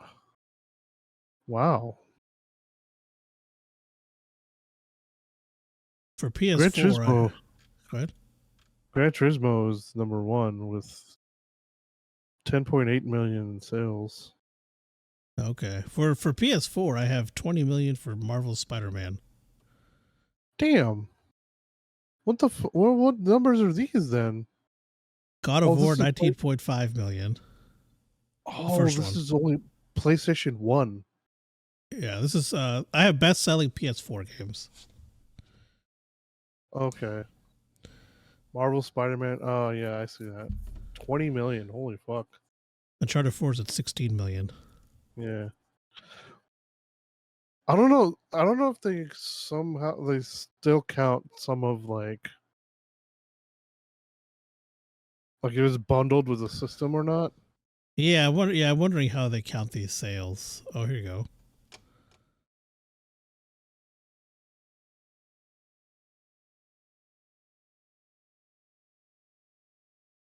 Damn. Witcher 3 is number 4. Oh, wow. And that's Yeah, I'm not CD Projekt sure. I Red. thought this would show, but it does not show how they count the sales. Ghost of Tsushima is 9.73 million. Holy fuck. Damn. Star Wars Battlefront, the first one was 8.4 million. Holy fuck. Wow. Holy shit. A lot higher than I thought it was. Yeah. Where the fuck are those people? Because I try to play online, there's fucking nobody on there. Yeah. But then again, it is 8 years old now, so Yeah, it's true. Cyberpunk sold 3.83 million. Oh wow. Monster Hunter World 4.6. Final Fantasy 7 Remake 5 million? Wow. Let's spin out for 3 years. I mean, I get it, I guess, because there's not as many people playing RPGs as there are Yeah. anything else.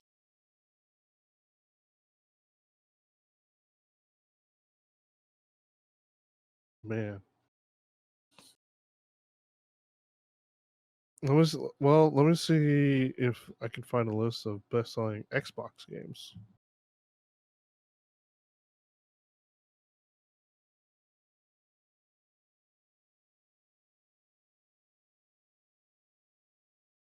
Uh,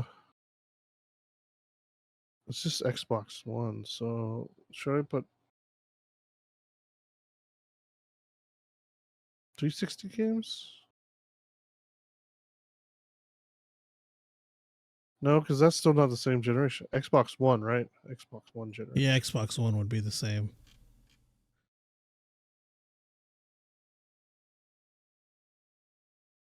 Number one was PUBG at 9 million. Wow. For Xbox One. Halo 5. Well, there's only a list of 11 on here.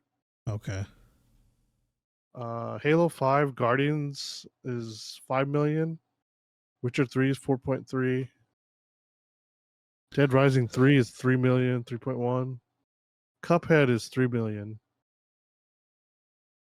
Cyberpunk is 2.33 million. Forza Motorsport 5, 2 million. And then Motorsport 6 is 1 million. They lost a lot of people between those two. I'm surprised Horizon isn't on here. Well, I guess it did not come out on the one. I thought it did.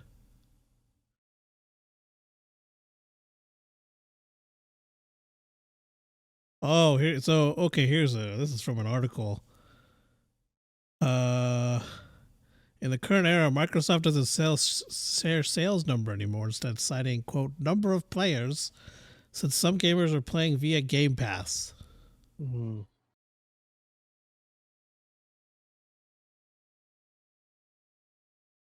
Oh, this is Halo's total sales.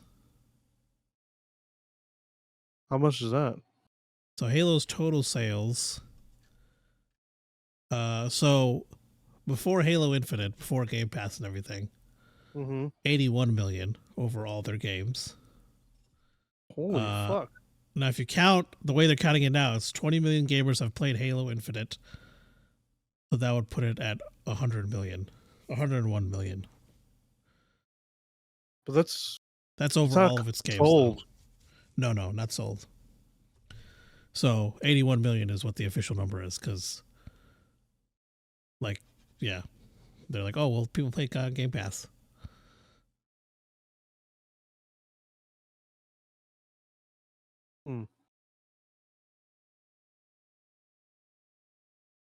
Well then.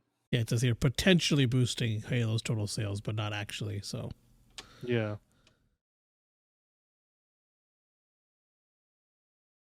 So well. Yeah, I but don't yeah, know. these numbers are like over. The one I'm looking at, these numbers are over like if there's several games. So like Forza has over 16 million, but that's because it has 5 games. Forza Horizon, sorry, has 5 games. So okay, I'm still going back to this exclusive thing. So he said he want to get rid of exclusives, but then the reason he's keeping it is because of Sony. Yeah.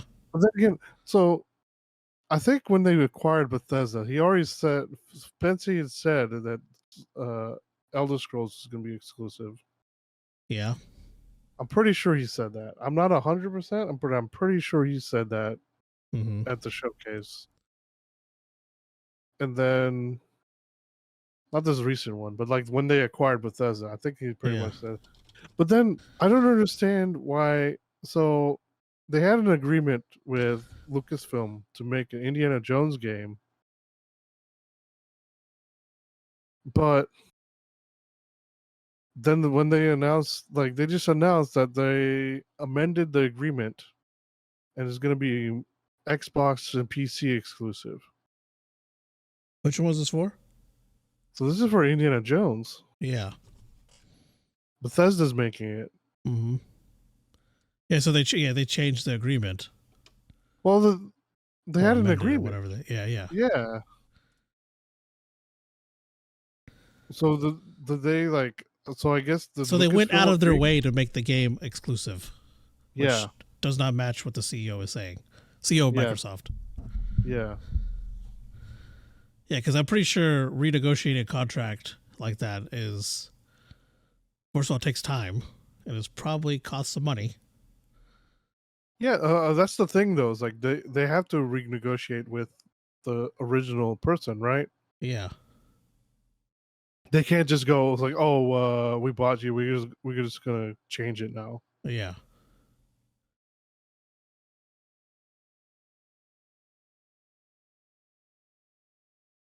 How does Lucasfilm feel about that, though? That's the thing, too.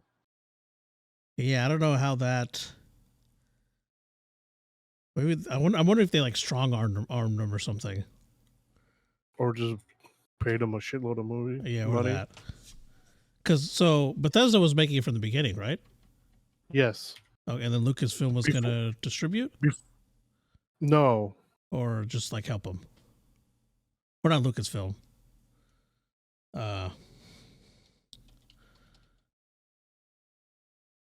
No, Bethesda was going to make it and release it. Okay. Microsoft bought them Yes. with the ZeniMax purchase. And then just this last week, they announced that it's going to be An exclusive. an exclusive. Yeah.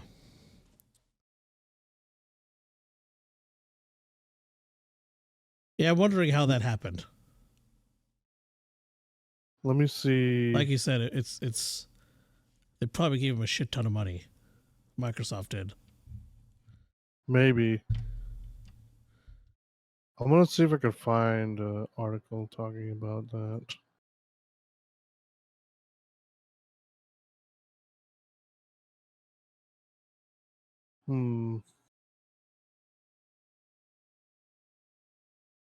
Asked Microsoft why Microsoft had changed Indiana Jones to be Xbox exclusive. Hines explained Bethesda liked the idea of removing the risk of a game developer and bringing it to the Game Pass. What? Wait, say that again? Hines explained Bethesda liked the idea of removing the risk of the game developer and bringing it to Game Pass.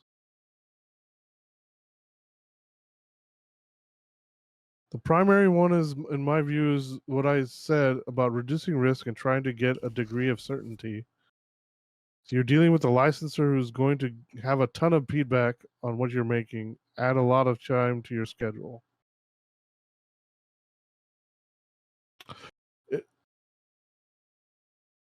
It doesn't say timed exclusive. For Indiana It Jones. just says Yeah, it says exclusive. So I'm wondering if Microsoft just paid for like a certain amount of money that's like they would have stood to make if they sold it multi-console. Yeah. I don't know.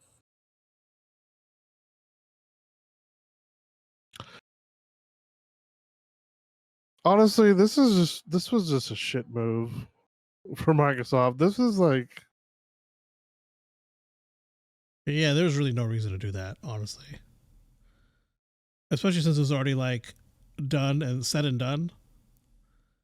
like apparently they were looking into buying other companies. Apparently, I don't know if you saw this. I did not. No, I did not. Yeah, so they were looking to buy Sega, Bungie, or Square Enix. Oh, I remember seeing Square Enix. Yeah.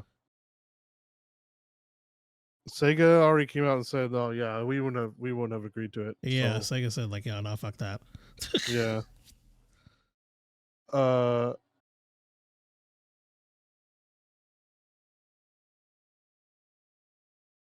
And like, didn't PlayStation acquire Bungie? And they're like, yeah, we're not gonna make anything exclusive. yeah. Well, they bought Bungie, and there's like, as you were, Yeah, like here's some more money. yeah, we'll just let you do what you do. Yeah, Like you're just under the Sony umbrella now, because apparently Sony just wanted the rights to make a show or something like some other media. okay. So, oh, that means if you get hired at Bungie, you're technically a Sony employee. Wait, say I it wonder again. if you get hired at Bungie, I guess technically you're a Sony Oh employee. yeah, it's true.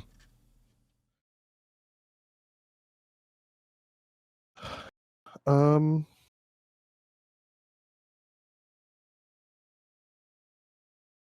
yeah, this is like them buying Bethesda like mucked up a lot of shit too. Or ZeniMax. Yeah. I just always go back to it's like you had that much money, why not spend it in house? I don't know, man. That much money can bring a lot of talent. If they're like, oh well, we need even that's not the case, right? They just bought it. Like if they're like, oh well, we need more talent or whatever, or like studio heads, whatever it is. It's like, oh yeah, it's 69 billion. It could bring all that without having to acquire a full like without acquiring something as big as Bethesda. But what was it? 7.9, I think, billion on that one. Or sorry, I think. Activision. Yeah, well, still, like, either both of them. Like, why they even buy Bethesda in the first place? Yeah, Too. exactly. Yeah. I understand they were worried about exclusive. What? Like, if you would have just kept making games, though, that's the fucking thing. Yeah. But seeing as how many people left, like 343 and like some of the other like Microsoft studios, like, I mean, there must be something iffy going on there. Yeah, I'm not sure what they're doing. It's like, why are so many people leaving?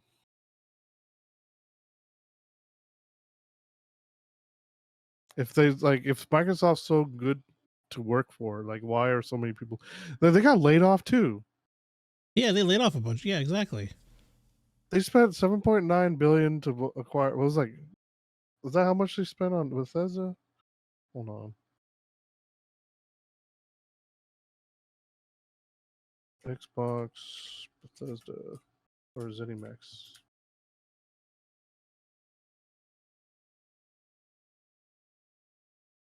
Uh. Oh wait, yeah. See, oh, I just found this article. Look, Phil Spencer decided Elder Scrolls 6 and Fallout 5 would be Xbox exclusives in 2021. Huh. Yeah. During this meeting, Xbox. Okay, so revelation came between messages between Xbox Chief Financial Officer Tim Stewart, Xbox Game Studio head Matt Booty, in November 2021, talking about monthly business review meeting with Xbox and ZeniMax. During this meeting, Xbox Phil Spencer apparently had decided to make all ZeniMax games exclusive, not just new IP. Wow. Stewart was clearly surprised by this and says, all games going forward, not just new IP, but all games going forward? Wow. Booty then replies, Phil told them all titles are going forward, Xbox exclusive. Stewart's surprise is no doubt because this means that Elder Scrolls and Fallout will now become an Xbox console exclusives. Being the money guy, he then voices concern that this will eat into their profits, since it's apparently not how the deal was originally planned. Ah. Yeah, it definitely will eat into profits. Because I don't think they're gonna. I don't think it's gonna work like they think it's gonna work. They're like, oh, if we make these exclusives, people will buy Xboxes. No, I'll probably just be pissed off and not buy one. Mm-hmm. And just play whatever I have on my PlayStation. I mean, I have both, but I'm saying if I was in the situation. And PC as well. Yeah, I'd be like, no. I was like, well, yeah, exactly. Or they have they have PCs. You're like, oh, I'll just get it on my computer. I actually have multiple now that I think about it. I could have bought one. I'm just not looking. So I have a Switch. Well, somewhere. I hope I still have one. I fucking haven't found it yet. I'm looking at the box though. So I had a Switch. I'm looking at my Steam Deck. I have that as a PC now. Yeah. I have my laptop over here. I have a second laptop. I've got the PC I'm using now, and then I got my old PC, and I have all the parts to build my new one. Mostly. I'm still missing a couple pieces, but once I get moved, and I have enough room to have like to display it and stuff, like I'll be making that. So that's 1, 2, 3, 4, 5. I have 5 basically PCs. And I don't like my last Xbox console was a 360. Yeah. Well, because they screwed the pooch on the one. Oh yeah, they messed that up. I don't know how they decide. See, that's where they lost a lot of fucking people. Yeah, it was the Xbox One garbage. Yeah, they didn't have. They were doing okay. Yeah, I think they're still pretty well at that point. And then they released, the Xbox One happened and it all just exploded. That E3 fucked them really hard. Yeah. So, I mean, there's took a long time to recover. I was surprised anybody was like okay with that. I thought there was a lot of people that weren't okay with that. Like even now, that article I just talked about not too long ago was about the nationwide Ethernet update. Yeah, because we have like one of the shittiest internets. Mm-hmm. Like we should have one of the best. Yeah, we don't. No, I understand our land mass is high, but yeah, it's 2023 and they just now started talking about it. This is so weird. That it took them this long. It's basically a utility everywhere else. Like I don't know why it took so long here. Yeah, I know. But yeah, so that just having the 24 hour, like you have to reconnect every 24 hours. That was just that dumb. Yeah. I mean, there have been times my internet's been out for more than 24 hours. Mm-hmm. It wasn't fun, but it happened. You can still play your consoles. Yeah, I was still play. Yeah, I still did. I was like, oh, okay, I can still play, but I just can't play online. Yeah. And then like that one time, we had that huge storm roll through. I think I was at your place for like a week. Yeah. Oh yeah. Yeah. That's true. So I think I might like if let's say the Switch had done something like that. I don't think I connected my Switch while I was over there. So like I was playing on that for a week without internet. But yeah, I don't know. Yeah, they screwed the pooch with the Xbox One, man. They messed that up bad. Yeah. I think a lot of people stopped caring as much as about the game. Like, but if you were gonna sell games, like, just why not just make keep continuing your IP? I don't know why they gave up on the Gears of War franchise. Apparently, that was one of their biggest franchises. Yeah, I played the newest one. It was really good. So I don't know what they were doing. I don't know why they stopped. Like I enjoyed all of them. I played all of them. They're all really fun. So I don't know what they did with Halo. Apparently, Halo was supposed to be. Yeah, I don't know. They messed that one up. I don't know. Seems like all the stuff is self-inflicted, and they just want to not accept that. Not the whole people responsible for that. Yeah. They're like, let's shift blame instead. I don't understand. Like, I don't know. I feel like I wouldn't like working for them, but like I feel like I could do a better job. Yeah. Honestly. I just don't understand. I don't mean to have that high of an ego, but I feel like a monkey could do Phil Spencer's position. So yeah, I don't know what's going on. I feel like there's some sort of I don't know. There's this has to be some sort of internal shit going on to where like instead of focusing on what they have, they're buying up things. I don't understand why. I don't understand what a software company is doing when they're not making software. Yeah. I don't know why they even went to try to go into the hardware market. They were making good games before. Yeah. Yeah, honestly, if they just started making games, like they're just like, oh, we're gonna be just a game studio. We're not gonna have a console. We're just gonna make games. I think probably would save a lot of money. Yeah. Yeah, a lot of money because like they lose money on consoles, and then like well, at least when they first release, they eventually start making money. But some of my favorite games. Well, it's not really a game, but a Flight Simulator. I always fucking played Flight Simulator. Yeah, they had good game. Yeah. I even had all the combat ones. Like there was the combat ones, and then I also had Freelancer. Freelancer was one of my favorite games. Oh yeah, that was a fun game. But then I guess the people left that studio anyway. I guess it wouldn't have mattered. Like, but they could have made something else. Yeah. Well, even though like the creators left, I don't. You probably know the creators. They fucking started Star Citizen after that. Yeah. Well, we won't know what comes out first: Elder Scrolls 6 or Star Citizen. So yeah, it's a competition now between them. But yeah, they're making great games before they could even like they're doing now. They're Xbox Studios. If they were that from the beginning, like that's just our studio name.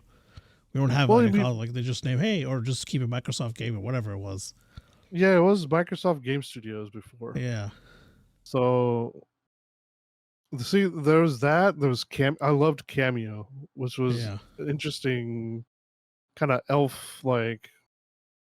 It was like an open world game. I don't know what to compare it to. Like it was kind of like Knack, where you like had different forms like you could take, like different monsters. I guess not monsters. Yeah, I guess creatures, different creatures you can become. And it was kind of like a platformer type of thing. I think I would have loved to see a sequel to that. Yeah, I know which game you're talking about. Yeah, that'd be cool. I know there's several, like there was some Japanese studios publishing on Xbox because there's that one game 99 Nights. I played that a lot. That one I enjoyed that a lot. What else was? What else was there? I know there was one of the Toriyama games was on there. Was it Blue Dragon? That was an I don't RPG. remember. I I know think it which game you're talking was. about. I don't remember what it was called. I think there was a that was exclusive too. Dead or Alive was exclusive on there for like just for the 360, I think. Yeah. Because 1, 2, and 3, I think were on. Well, they're on both. I think Dead or Alive started on console or PlayStation, I think, and then moved over to Xbox. They had a remastered version of 1 and 2, Okay. and then Dead or Alive 3, I think, was on Xbox, and so was 4. But I wonder why they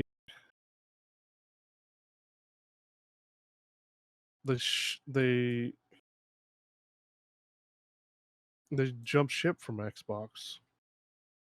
Yeah, I don't know. Let's see. Dead or Alive. Okay, 2, 3. Yeah, Dead or Alive 3 was a Xbox launch title. Okay.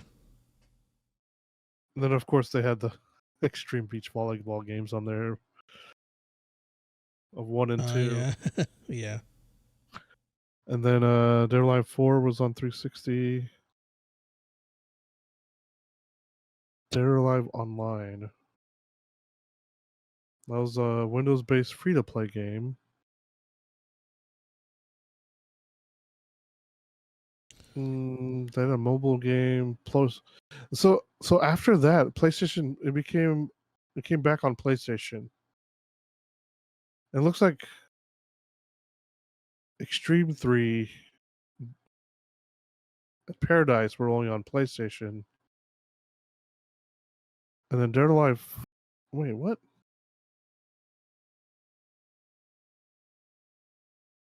Dead or Alive 5.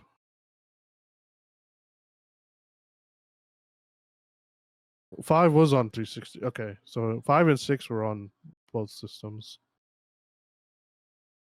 So I guess 3 and 4 were only on Xbox. Okay. I wonder how that why that happened. Let me see. Dead or Alive 3. Developed by Team Ninja for Xbox console, one of his large titles. Well, I think the Xbox was kind of more powerful Yeah. than the PS2 a little bit. Mm-hmm. Yeah, because So it maybe also that. had like. Did the Xbox have all the built-in internet stuff? Yeah, Yeah. I think so. Yeah, I think it was a little more powerful, not because of that, but just in general, than the PS2 at the time. Yeah. I don't know, man. Yeah, I don't know what happened. I feel like it's something to do with the way the company might be structured, I guess. Because I know getting even the Xbox to become a thing was a huge like struggle within the company. So I don't know if Yeah. like that's coming back in some way. Maybe I have no idea. I mean, they definitely have more pull than they did back then, obviously, but still. Wow. Oh, where was that one flying game? There was a one flying game. Let me see if I can find it.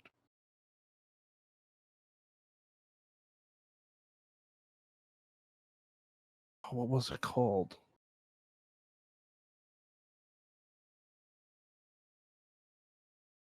Mm, oh yeah, Steel Battalion. I remember that game. It was like a mech game. That one was rated pretty high Oh apparently yeah, too. yeah, I remember that one. Yeah.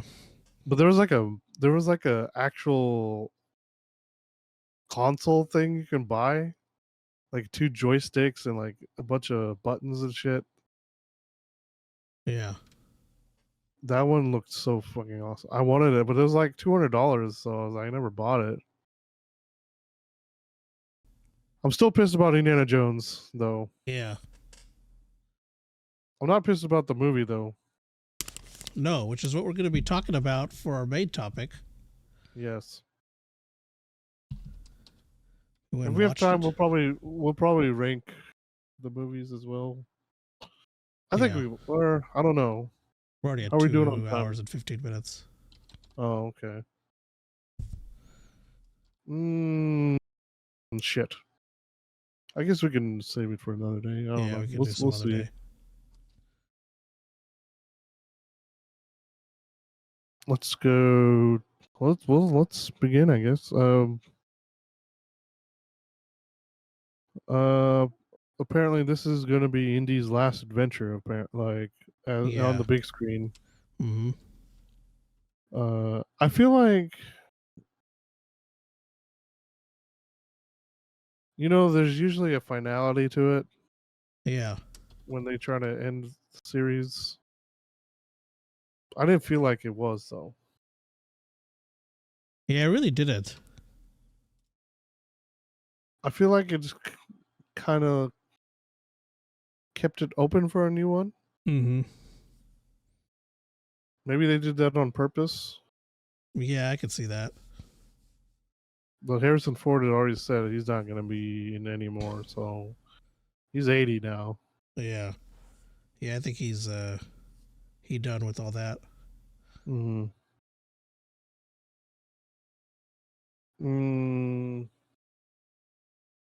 Indiana Jones was a fun ride, though. I really enjoyed it. Yeah, it was a fun movie for sure. I'm willing to go watch it again. I'm sure there's stuff I missed.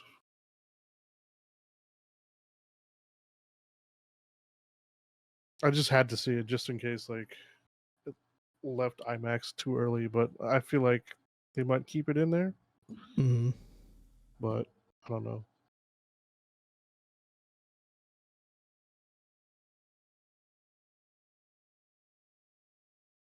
Mm-hmm.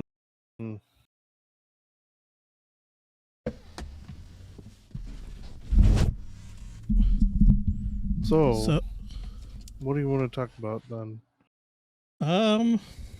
Spoiler free? Yeah, spoiler free first.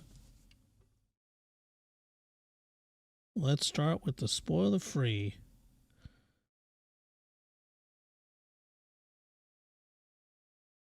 So, like you said, yeah, it was a fun ride. I enjoyed it quite a bit.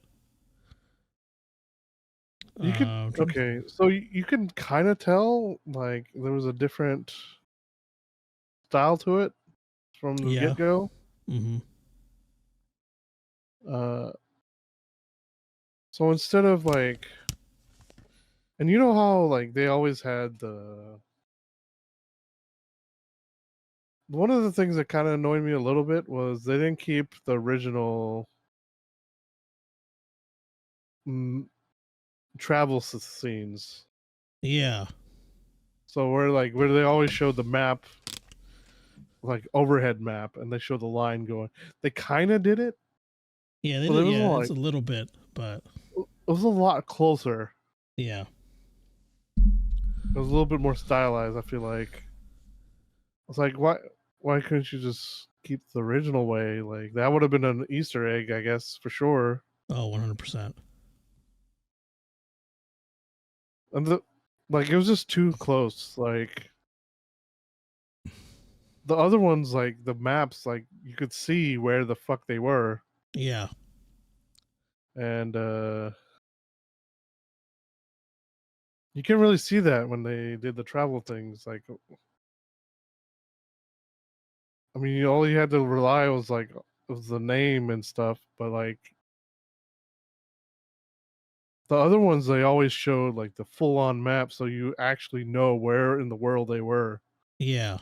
I feel like. Yeah, I I'm could pretty be sure remembering they did. wrong, but yeah, No, I'm pretty sure they did.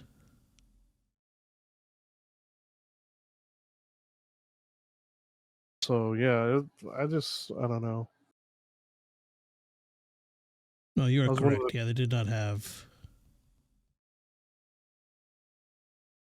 the gripes I had. Mm,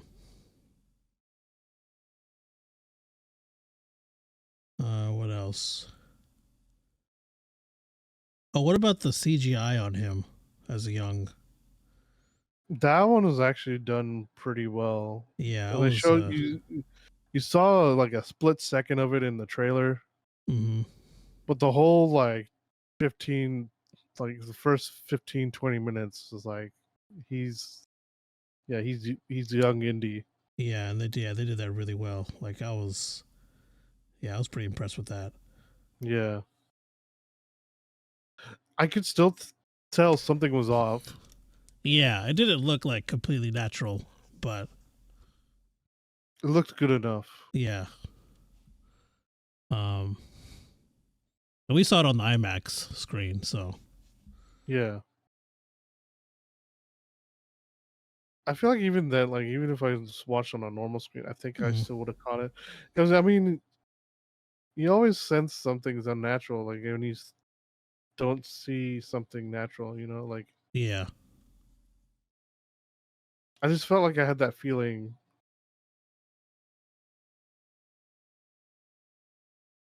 But what's of course, I mean, this is typical Indiana Jones adventure. Like he's trying to get an artifact or whatever. yeah, So yeah. This time it's the Dial of Destiny, as they call it. Like I mean, but I gotta go too much into that yeah, in the spoiler free. What else? Um, I felt like the action scenes that they had were pretty good. yeah. They still looked somewhat like okay. So like inside the rickshaw, or I guess tuk tuk. Yeah. Inside of that wasn't really like it was all CG, of course, Mm-hmm. or not CG, but like green screen at least. Yeah. But overall, I feel like they had. It felt like they were actually driving through Tangiers in that. Yeah. So even if there was a lot of CG, I didn't notice. Yeah. I didn't either. That part was. Yeah, that was really well done. Yeah, I enjoyed it a lot.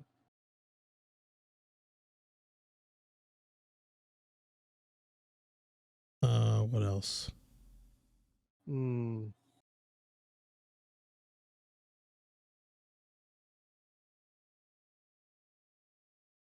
Oh, Mm, well, he had a. I guess this was in the trailer. Like he has a goddaughter, yeah. which is like I guess his friend's daughter. Yeah. She'd grown up. Honestly, man, I really wish they would have brought back Short Round. Oh yeah, that was. I was kind of like. I was hoping I'd see him, right? Yeah, But yeah. because his goddaughter had a little sidekick, so I was hoping you Yeah. get to see him. Yeah.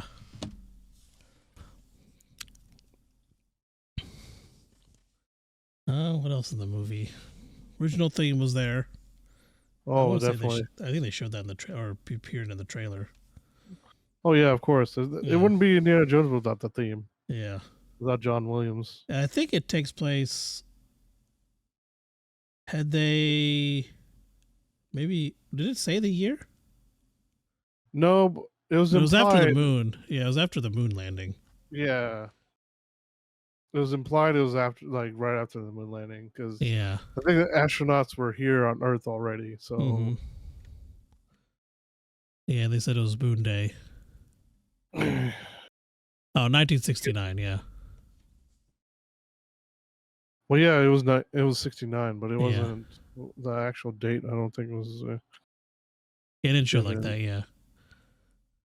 Just the year. It was the year 69 after they got back from the moon.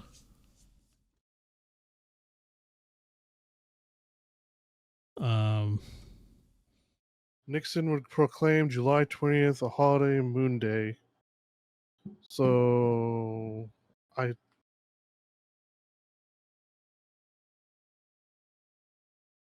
think it was the. Hold on. I guess I can look it up. And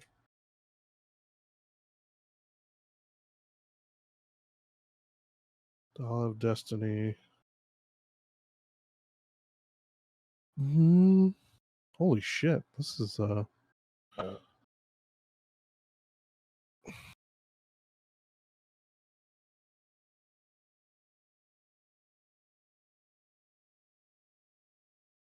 Where is Wiki? There it is.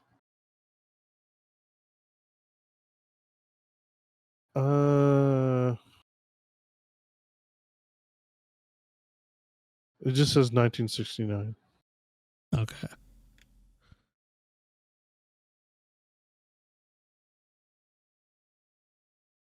So Apollo 11 astronauts in New York, August 13th, 1969. Okay, so it was on August 13th, 1969. Okay. Does it say here? Let me see.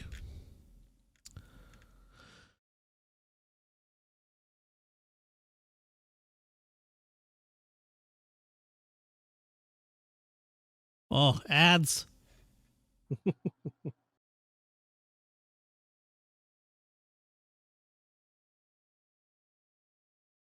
wasn't expecting one guy from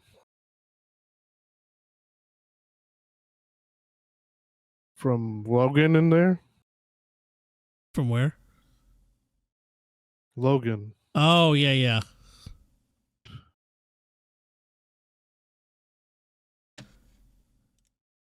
Yeah, that was a surprise. I was half expecting. It was like, where's the Wolverine? uh,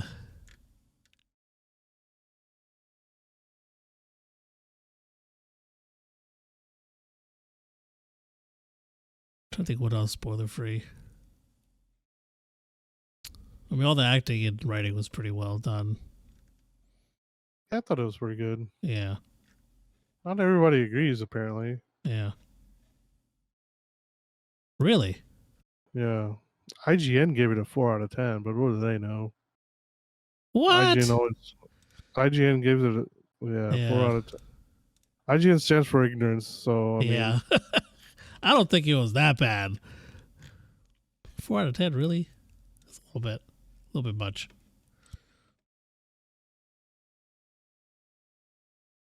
Think anything else spoiler free?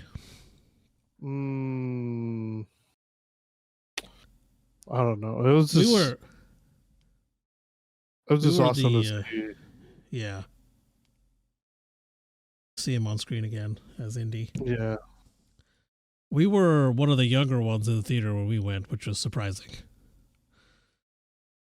That was that was an understatement. Holy fuck. We went to go Yeah. stand in line to the restroom right after fucking like I felt so young in that restroom just because. Yeah. I think there's like a handful of people younger than us, but a majority of them were older, which was I think there was one kid behind us and then like one other younger guy, and that was it. Yeah. Some of the CG was a little weird though. Like I noticed it on the very beginning. There's a part where supposed to be like Indy was supposed to be running on a train, but that you could definitely tell that was fucking CG. Yeah. I know exactly what you're talking about. Okay, so this person said like there's no. Oh, I was gonna read the review. Okay.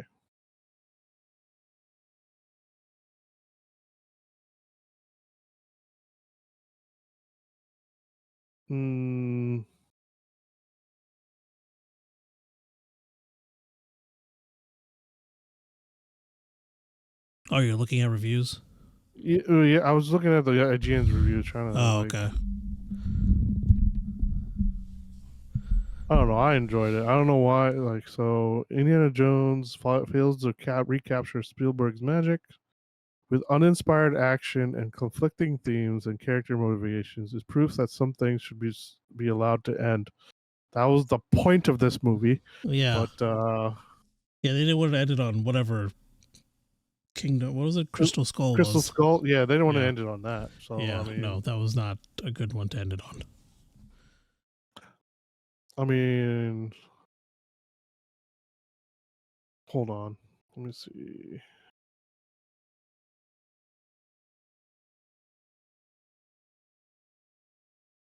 The Actually, the Crystal Skull was higher rated than 5 is right now. Really? Yeah. I don't know, man. Crystal Skull got fucking weird. Like, So really weird. I mean, there's some of yeah. that in this one, but Crystal Skull was like, what? Mm. So like it says 80% of the people like this. Oh, okay, 75%. Yeah. So overall,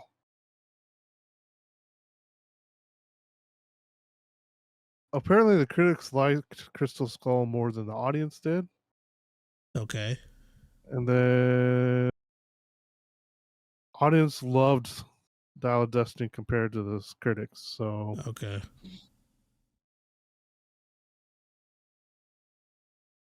okay. So one thing I watched last week, actually, this is a little off topic, but so I started actually. I almost caught up on 2 shows last week. I watched Jack Ryan. I started walking Mhm. Jack Ryan. I got through 2 seasons in 2 days. Nice. And and uh and then I was gonna finish the 3rd season, but then something happened. I can't remember. I don't know why I couldn't start. So I went to Hulu. I was like, you know what? I saw a list of perfect 100% rated shows, and it was like about 100 and something shows on there. Uh huh. But on the list was The Bear, and the 2nd season had just come out, and Bear 1 and 2 were rated 100%. Damn. Okay. So I was okay. I agree on the 1st season. The 2nd season, episodes. I think it was episode 6, the Christmas one, bro. That was so difficult to get through. Feel like Okay. I don't understand how that one got 100% rating, but like everything else, probably yeah. I haven't finished season 2 yet, so I mean it still has. But I mean that Christmas episode was like an hour and a half long at least. Jeez. And yeah, it was a lot to get through because I think Yeah. it was like one of the flashback episodes or something. But then it was just, man, it took a while. Like I Okay. felt like it landed like it was at least 2 hours long. So I never, like, I guess I never 100% agree with critics. I guess Yeah. because boy was that, like, the acting was probably top notch, but man, I just felt like it was work to get through. So I never, yeah, I'm not agreeing with this critic score right now. Yeah. So critics given it so far is 68% of Dial of Hmm. Destiny. So what do you want to rate it? This 2 hour and 24-minute movie. Uh, I think I give it an 8 out of 10. Hmm. Yeah, I'd probably agree with you there. I was thinking 9, but then like little things just kept bugging me. But Yeah. honestly, I was just gonna give it a 9 just because it's Indiana Jones. So I mean, So it's your 9 or 10, or I mean 8 or 9. Sorry. a 8 or 9.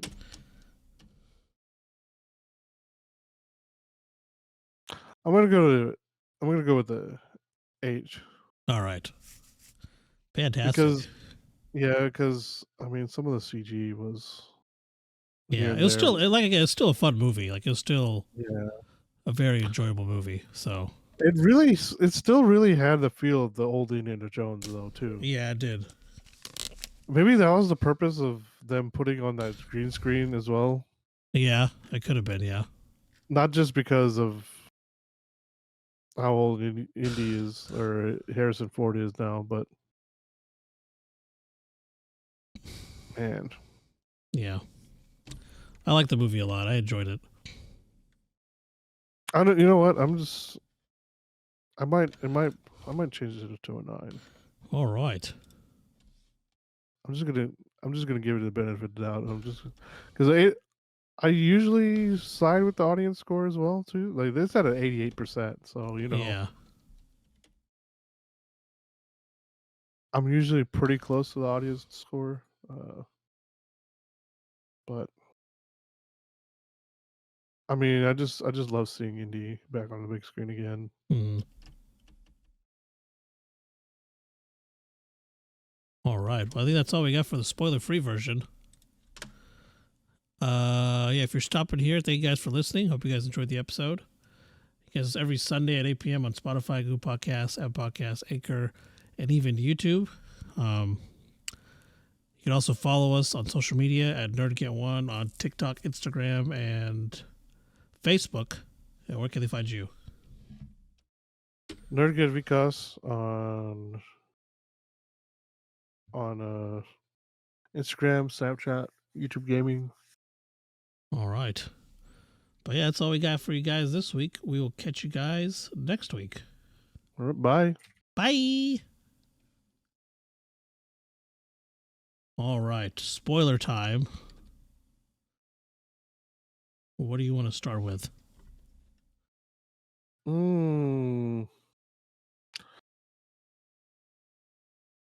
The beginning would be a good spot. I feel like because so the beginning they're like this is also obviously a de-aged Harrison Ford one, so Yeah. it probably wasn't him Mm-hmm. throughout the sequence, maybe because it probably would have been easier to put the double on somebody else. But Yeah. I definitely saw this like that CG I mentioned earlier. That one was definitely not him. Oh, yeah, yeah. That was so funky. Like I don't understand. Like, but then it's not like I don't think any movie is gonna be like 1000% perfect, but Yeah.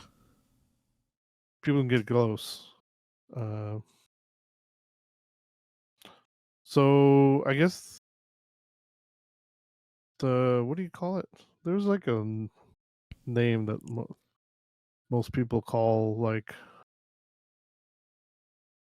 There's always an item that like is integral to the story or something.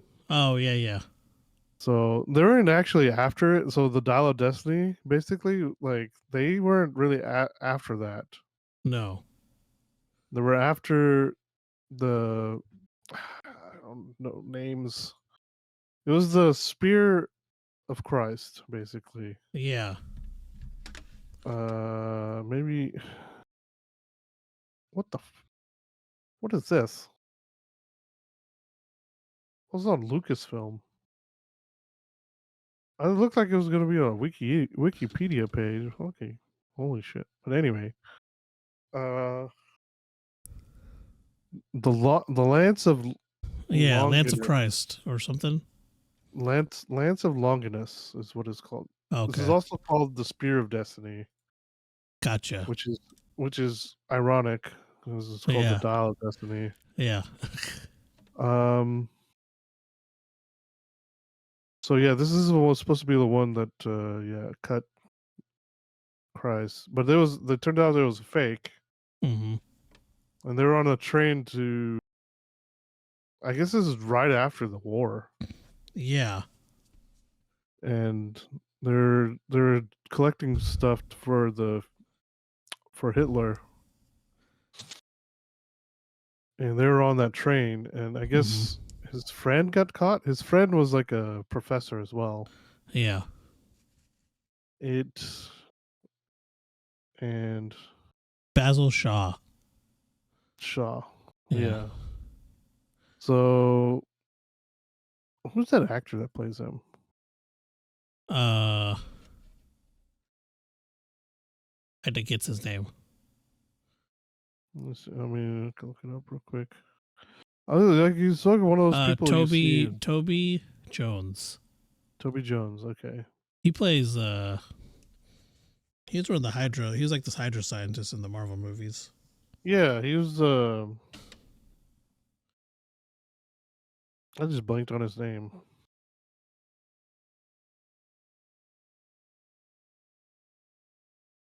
Gosh, who did he play?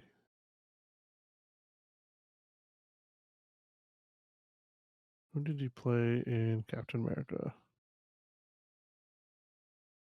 Toby Zola? Yeah, there, Dr. Zola. That's his name. Yeah. Okay. He played Dr. Zola in Marvel. I'm sure he's played in a lot of other stuff. Yeah.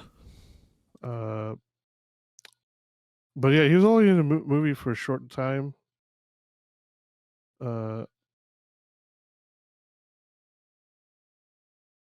So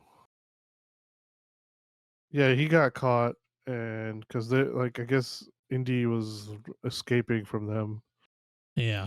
and then he got on the train just because to try to get the spear, and yeah, it turned out it was fake, and Shaw overheard them saying that they had that there was like a scientist or like another scientist or something.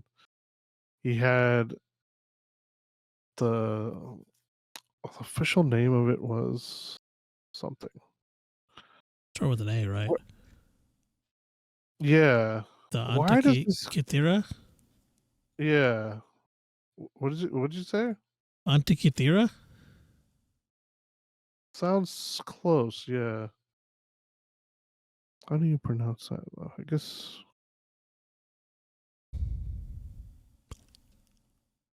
Archimedes' dial. Yeah, Archimedes had made this. So he also like anti. I think it's Antikythera. Or maybe it's anti. I don't know. Might be We'll go with Antikythera, yeah. Antikythera. Can we get pronunciation on Google? Well, that looks completely different from the movie one. Well, obviously, probably. Well, this one's obviously the real one, so like it's not. It says Antikythera on Google. Antikythera. Yeah. Antikythera. Oh, okay. Antikythera. So yeah, so that was the official name, but it's Archimedes' dial basically. Yeah. Archimedes designed it. It was very, very. I feel like it was very, very ahead of its time. It's supposed to like line up with like eclipses, astronomical stuff. Yeah. But then that one dude, Mad Mikkelsen's character, which is Doctor, what's his name? Doctor. Let's see. Voller. Yeah. No. Yeah. I think it's Voller. Jürgen Voller. Waller? Yeah. Voller. Yeah. Yeah, that's him. So he says that it's also can detect fissures in time. Yes. So,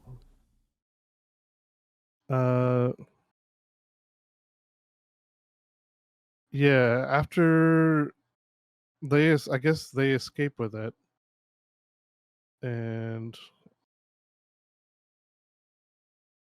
I guess that becomes Toby Jones's character's Shaw's life's work, basically. Yeah, he gets obsessed with it. Yeah, obsesses over it, and then so much so that Indy takes it from him. Is like, hey, yeah, you've got to destroy it. Yeah. It's like, okay, I'll destroy it. He just kept it the whole time Mm-hmm. because that's who he is. Indy's Yeah. not gonna destroy No. something from history. So, um, yeah. So that's and then his goddaughter shows up asking for it.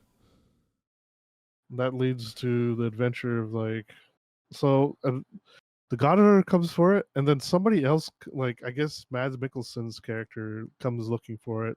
Yeah, a Yeah. bunch of hired goons. Mm-hmm. I guess they were working with the CIA at the time, Yeah. Yeah. They're assisted by the CIA. and CIA was not going to kill people, but they did kill people, so Yeah. that kind of pissed the CIA off, you know. Yeah. Uh, but yeah, eventually they go to Tangiers Yeah. because I guess she was trying to sell it, Mm-hmm. And she had an which auction I set don't, up. huh? Yeah, she had like an auction set up or something. Yeah, Sell it. which I don't understand why she would try to sell it, but I guess I mean I don't know. I don't think it's really clear that what else she does. Like she's just really smart, Yeah. It says she but was like, I think at one point they say she was arrested or caught stealing stolen stuff. yeah, because like, well, I Yeah. guess I don't know. I don't think she was a gay robber. She was actually stealing like other things. I think just Yeah. stuff she could sell, maybe historical artifacts. I don't know. Yeah. I don't remember exactly. Yeah, what they said, Yeah, but she had some sort of record. It seemed like. yeah. Um, but yeah, that leads to Tangiers, the whole like wonderful like. I guess Mad Mikkelsen's character, like their goons come and try to take it. Yeah. Oh, they did take it, and then that leads to a chase through the city Mm-hmm. with Indy driving a tuk tuk, Yeah. which was fantastic. I Yeah. It like was. okay, so like this is a little kid that was working with her, Yeah. uh, the goddaughter, and she like, and then like he just keeps telling him directions to go, and the freaking Indy just doesn't listen to him. Yeah. He's like, no, I'm not going. I'm going this way instead. Yeah. Yeah, he's like, I know Tangiers, and then yeah, that was great. That it was great to see freaking John Rhys Davies again. Like Oh before he yeah. left for Tangiers. Yeah. That was awesome. Uh, Yeah. Him and his family. yeah, and then there was and then after that, like they try to get to a boat, Mm-hmm. and he's like, I know somebody with a boat, and freaking Antonio Banderas. Yeah. That was awesome. I wasn't expecting him at all. Yeah, because apparently like the whole time they had the only half the dial, and it was they're looking for the other half, which is underwater, and they needed a boat. Yeah. Um,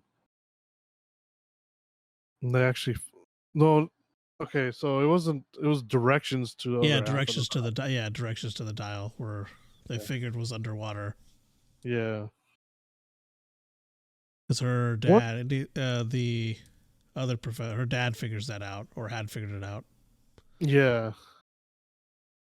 The thing though is like what I never understood what that other part was, that the gold piece. I don't remember what that part was. Yeah, I wasn't sure. Maybe it was because they didn't put that in the dial, right?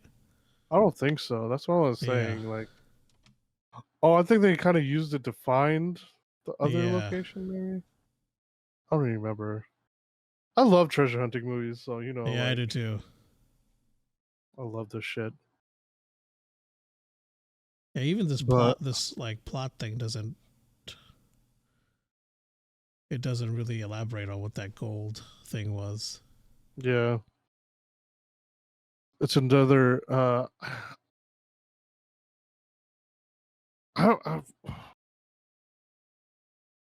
I need to remember what it's called. They have a name for it. It's not a goober. Well, that's the one that was in the freaking. They use it in Spider-Verse. The name for what? There's like an auto like plot. So whatever the plot device thing is, like there's always something. Oh, like the name for it. Yeah.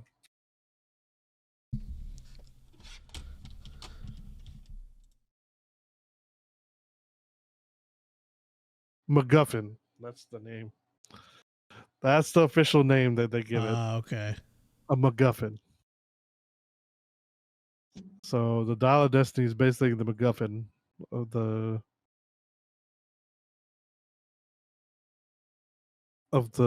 movie for sure. And there's a part where they like go into the cave and like scaling the cliff, Yeah. and he's like, "Give me a minute. I'm old. Like I'm only 80." It's like, bro, I wouldn't be doing that shit now. Yeah. I'm only Yeah. in my 30s. He's fucking 80 and scaling a cliff. Yeah. And he also mentions is like you haven't had someone make you drink the blood of Kali or whatever. Yeah, that's what I was like. Have you ever drinking the buck of Kali? Yeah. He'll be shot like 9 times, even once Yeah. by his father, her father. I thought that was hilarious. But yeah, eventually there was they get captured, Mm-hmm. or they actually find Archimedes' resting place, Yeah. and they get the other half of the dial, and they put it together. I guess he had a compass or something. They put it in, and like it actually started working. And I guess right then the freaking Mads Mikkelsen shows up. It's like, hey, Yeah. thanks. You're all captured now. And Oh, doesn't Mads get it working? was it Mads that gives it? I think he puts it together. Yeah. Because they lost the other half at that point, right? They were trying to find the second half before he did. Yeah. Oh, yeah. I guess so. And then he I don't comes remember. and puts it all together. Okay. Yeah, I guess that makes sense. Either way, it got working, and then they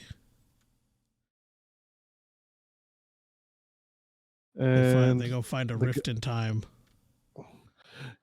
Yeah, they get ready. Like, so this whole time, like in his book, in Shaw's notes, he has the time written down, or like the dates written down. So like the fissure leads to a date.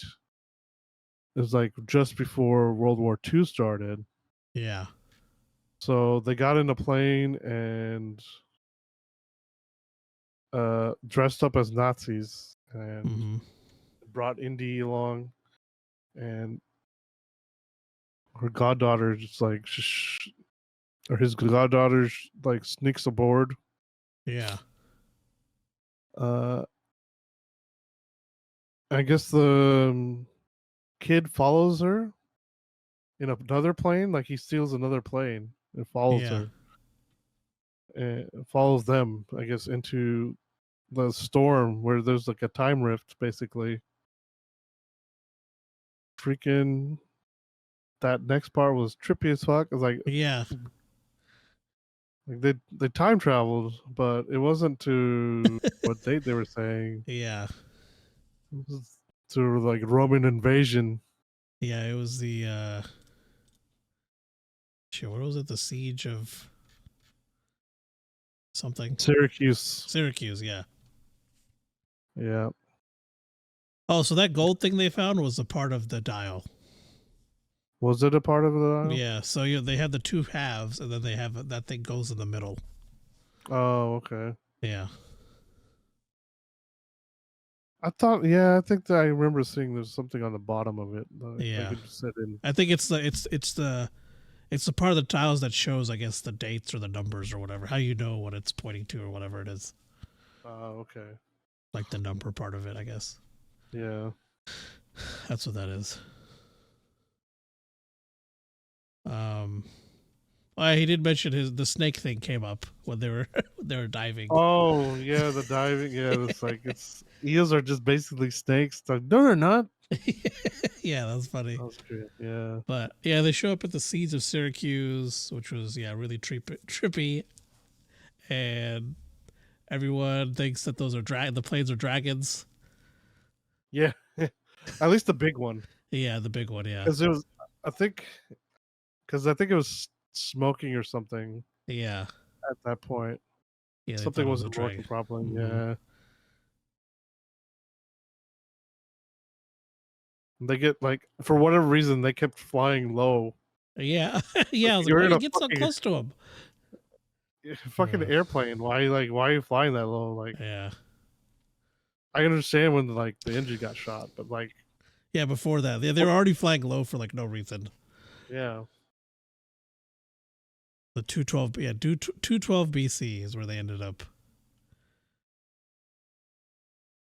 12. I think this one says 214, but Oh, I don't know, 212 or 214. One of those. yeah. Oh yeah, Jones. I think sometime before he had gotten shot. Oh yeah, that's right. Yeah, he gets shot in the cave, I think.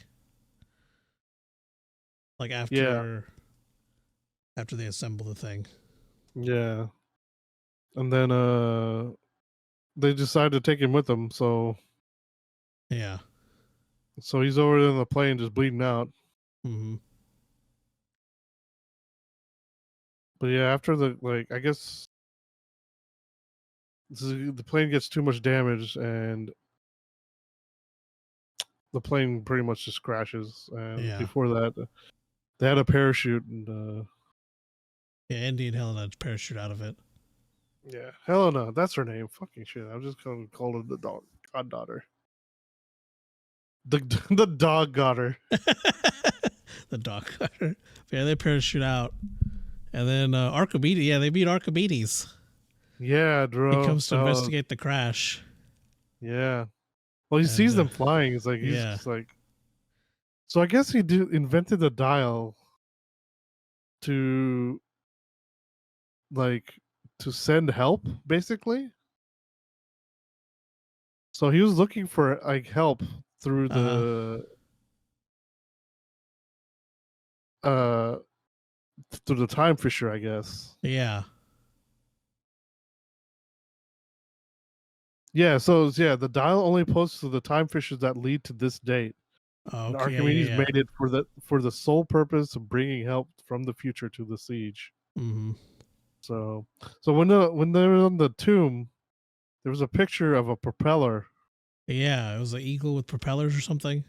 Yeah, it was a Yeah, phoenix. or It was a Phoenix, phoenix. Phoenix. Yeah, Yeah, Phoenix. and then like when they opened up the the uh tomb or like the uncovered the body, he was Yeah, wearing a watch. yeah, a wristwatch. Yeah.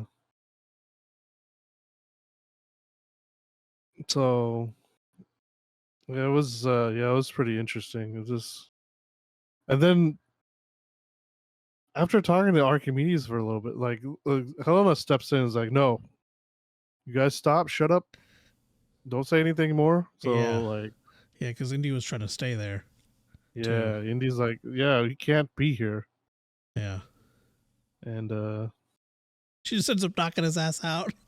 yeah, That's funny. and he wakes up in his current time. Mm-hmm. Whereas, okay, so I guess at the beginning, like, I guess one important aspect, him and Marion were separated Yeah, because they the reason Mutt wasn't in there was because he went to war, the Vietnam War, and yeah. freaking died. Mm-hmm. And that's was one thing like he's been dealing with the whole time. It's like he doesn't like Marion won't talk to him because she Yeah, says like she's grieving so much, and yeah, yeah, it was. But then once he wakes up, Helen or Marion's there, and they do the Yeah. same thing from the. She does the thing that he does to her in Raiders of the Lost Ark. Yeah. I was like, where doesn't it hurt? And like that was a Yeah. great callback. Yeah. Yeah, that was fantastic.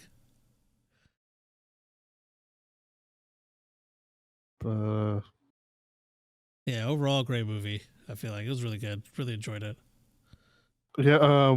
What's his name showed up again? The John Rhys Davies' character shows up Yeah. again. What's his name? Shala? Yes. Shala, yeah. As many times as I've watched Indiana Jones, you'd think I'd remember his name. I just know the actor's name. Yeah. Freaking Gimli. But yeah, it was. I found it enjoyable. Same. I don't know, like yes, I don't think it's the best, but I still like. I still like it. Yeah. They did well with it. I might be top 3 for me.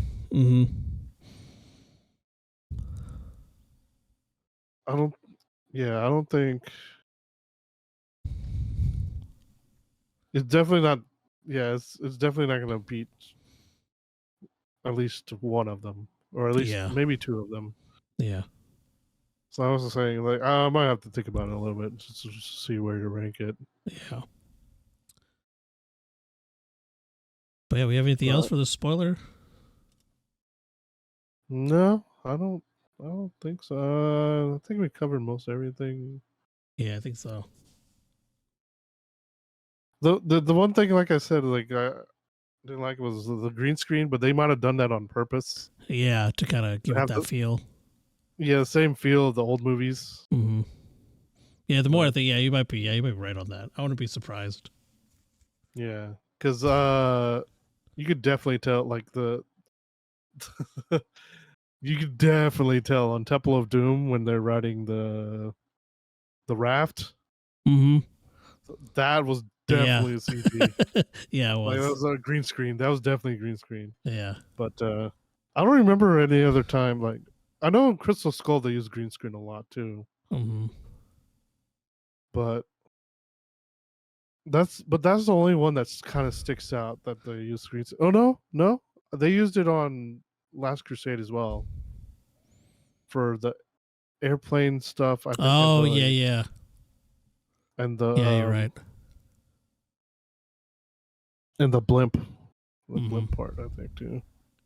I just like okay, so I guess this is the. I just thought it was kind of funny that they brought the Nazis back again. Yeah. Yep. They're still fighting the Nazis. Yeah.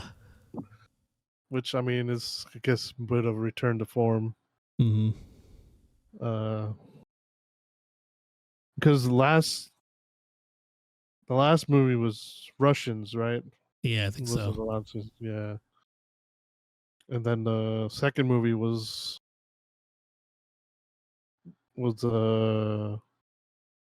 just greedy Indian people, I guess. Yeah. Yeah, I guess so. Which I don't. One thing I didn't like about Temple of Doom though was like, why are you making us eat, like showing us we just eat all this weird shit? Like, yeah. Yeah. I don't know if that's a rich Indian people thing or not, but like, yeah, I don't know. I've never seen any of that when I went to India. Chilled monkey brains, yeah, fuck off. I've never eaten that in my life. Or snake. Snake surprise. Yeah.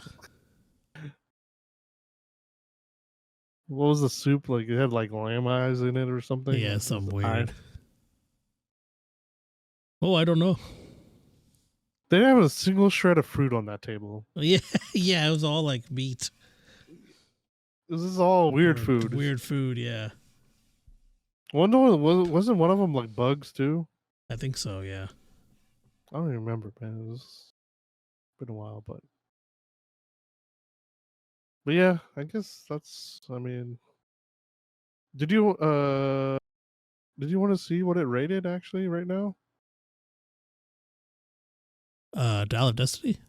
Yeah, I thought you didn't you? I think I looked, but did I mention it? I don't even remember if I mentioned it. So Dial of Destiny right now. Oh, you did it spoiler free. Yeah, you can mention it again. Oh, did I? Okay. Yeah. So yeah, 68% tomato, Rotten Tomatoes, 88% user score or audience score, Okay. 81% on Google users, I guess, liked it. Okay. And this is rated 6.9. Giggity.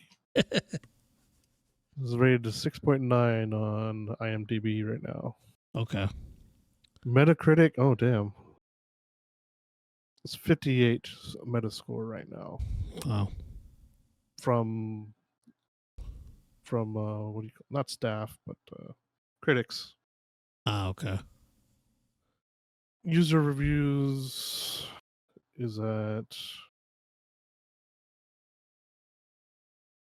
what does it say?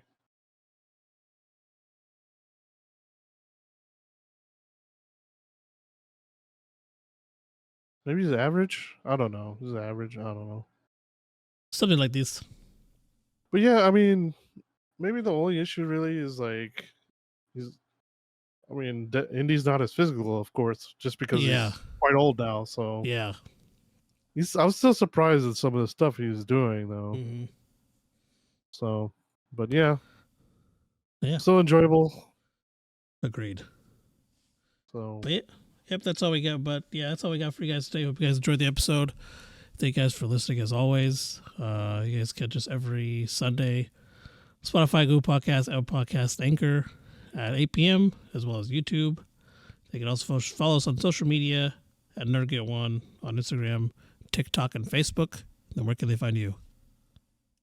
NerdGet Vikas on Instagram, Snapchat, YouTube Gaming. All right. But yeah, that's all we guys got. That's all we got. We will catch you guys next week. Bye. Bye.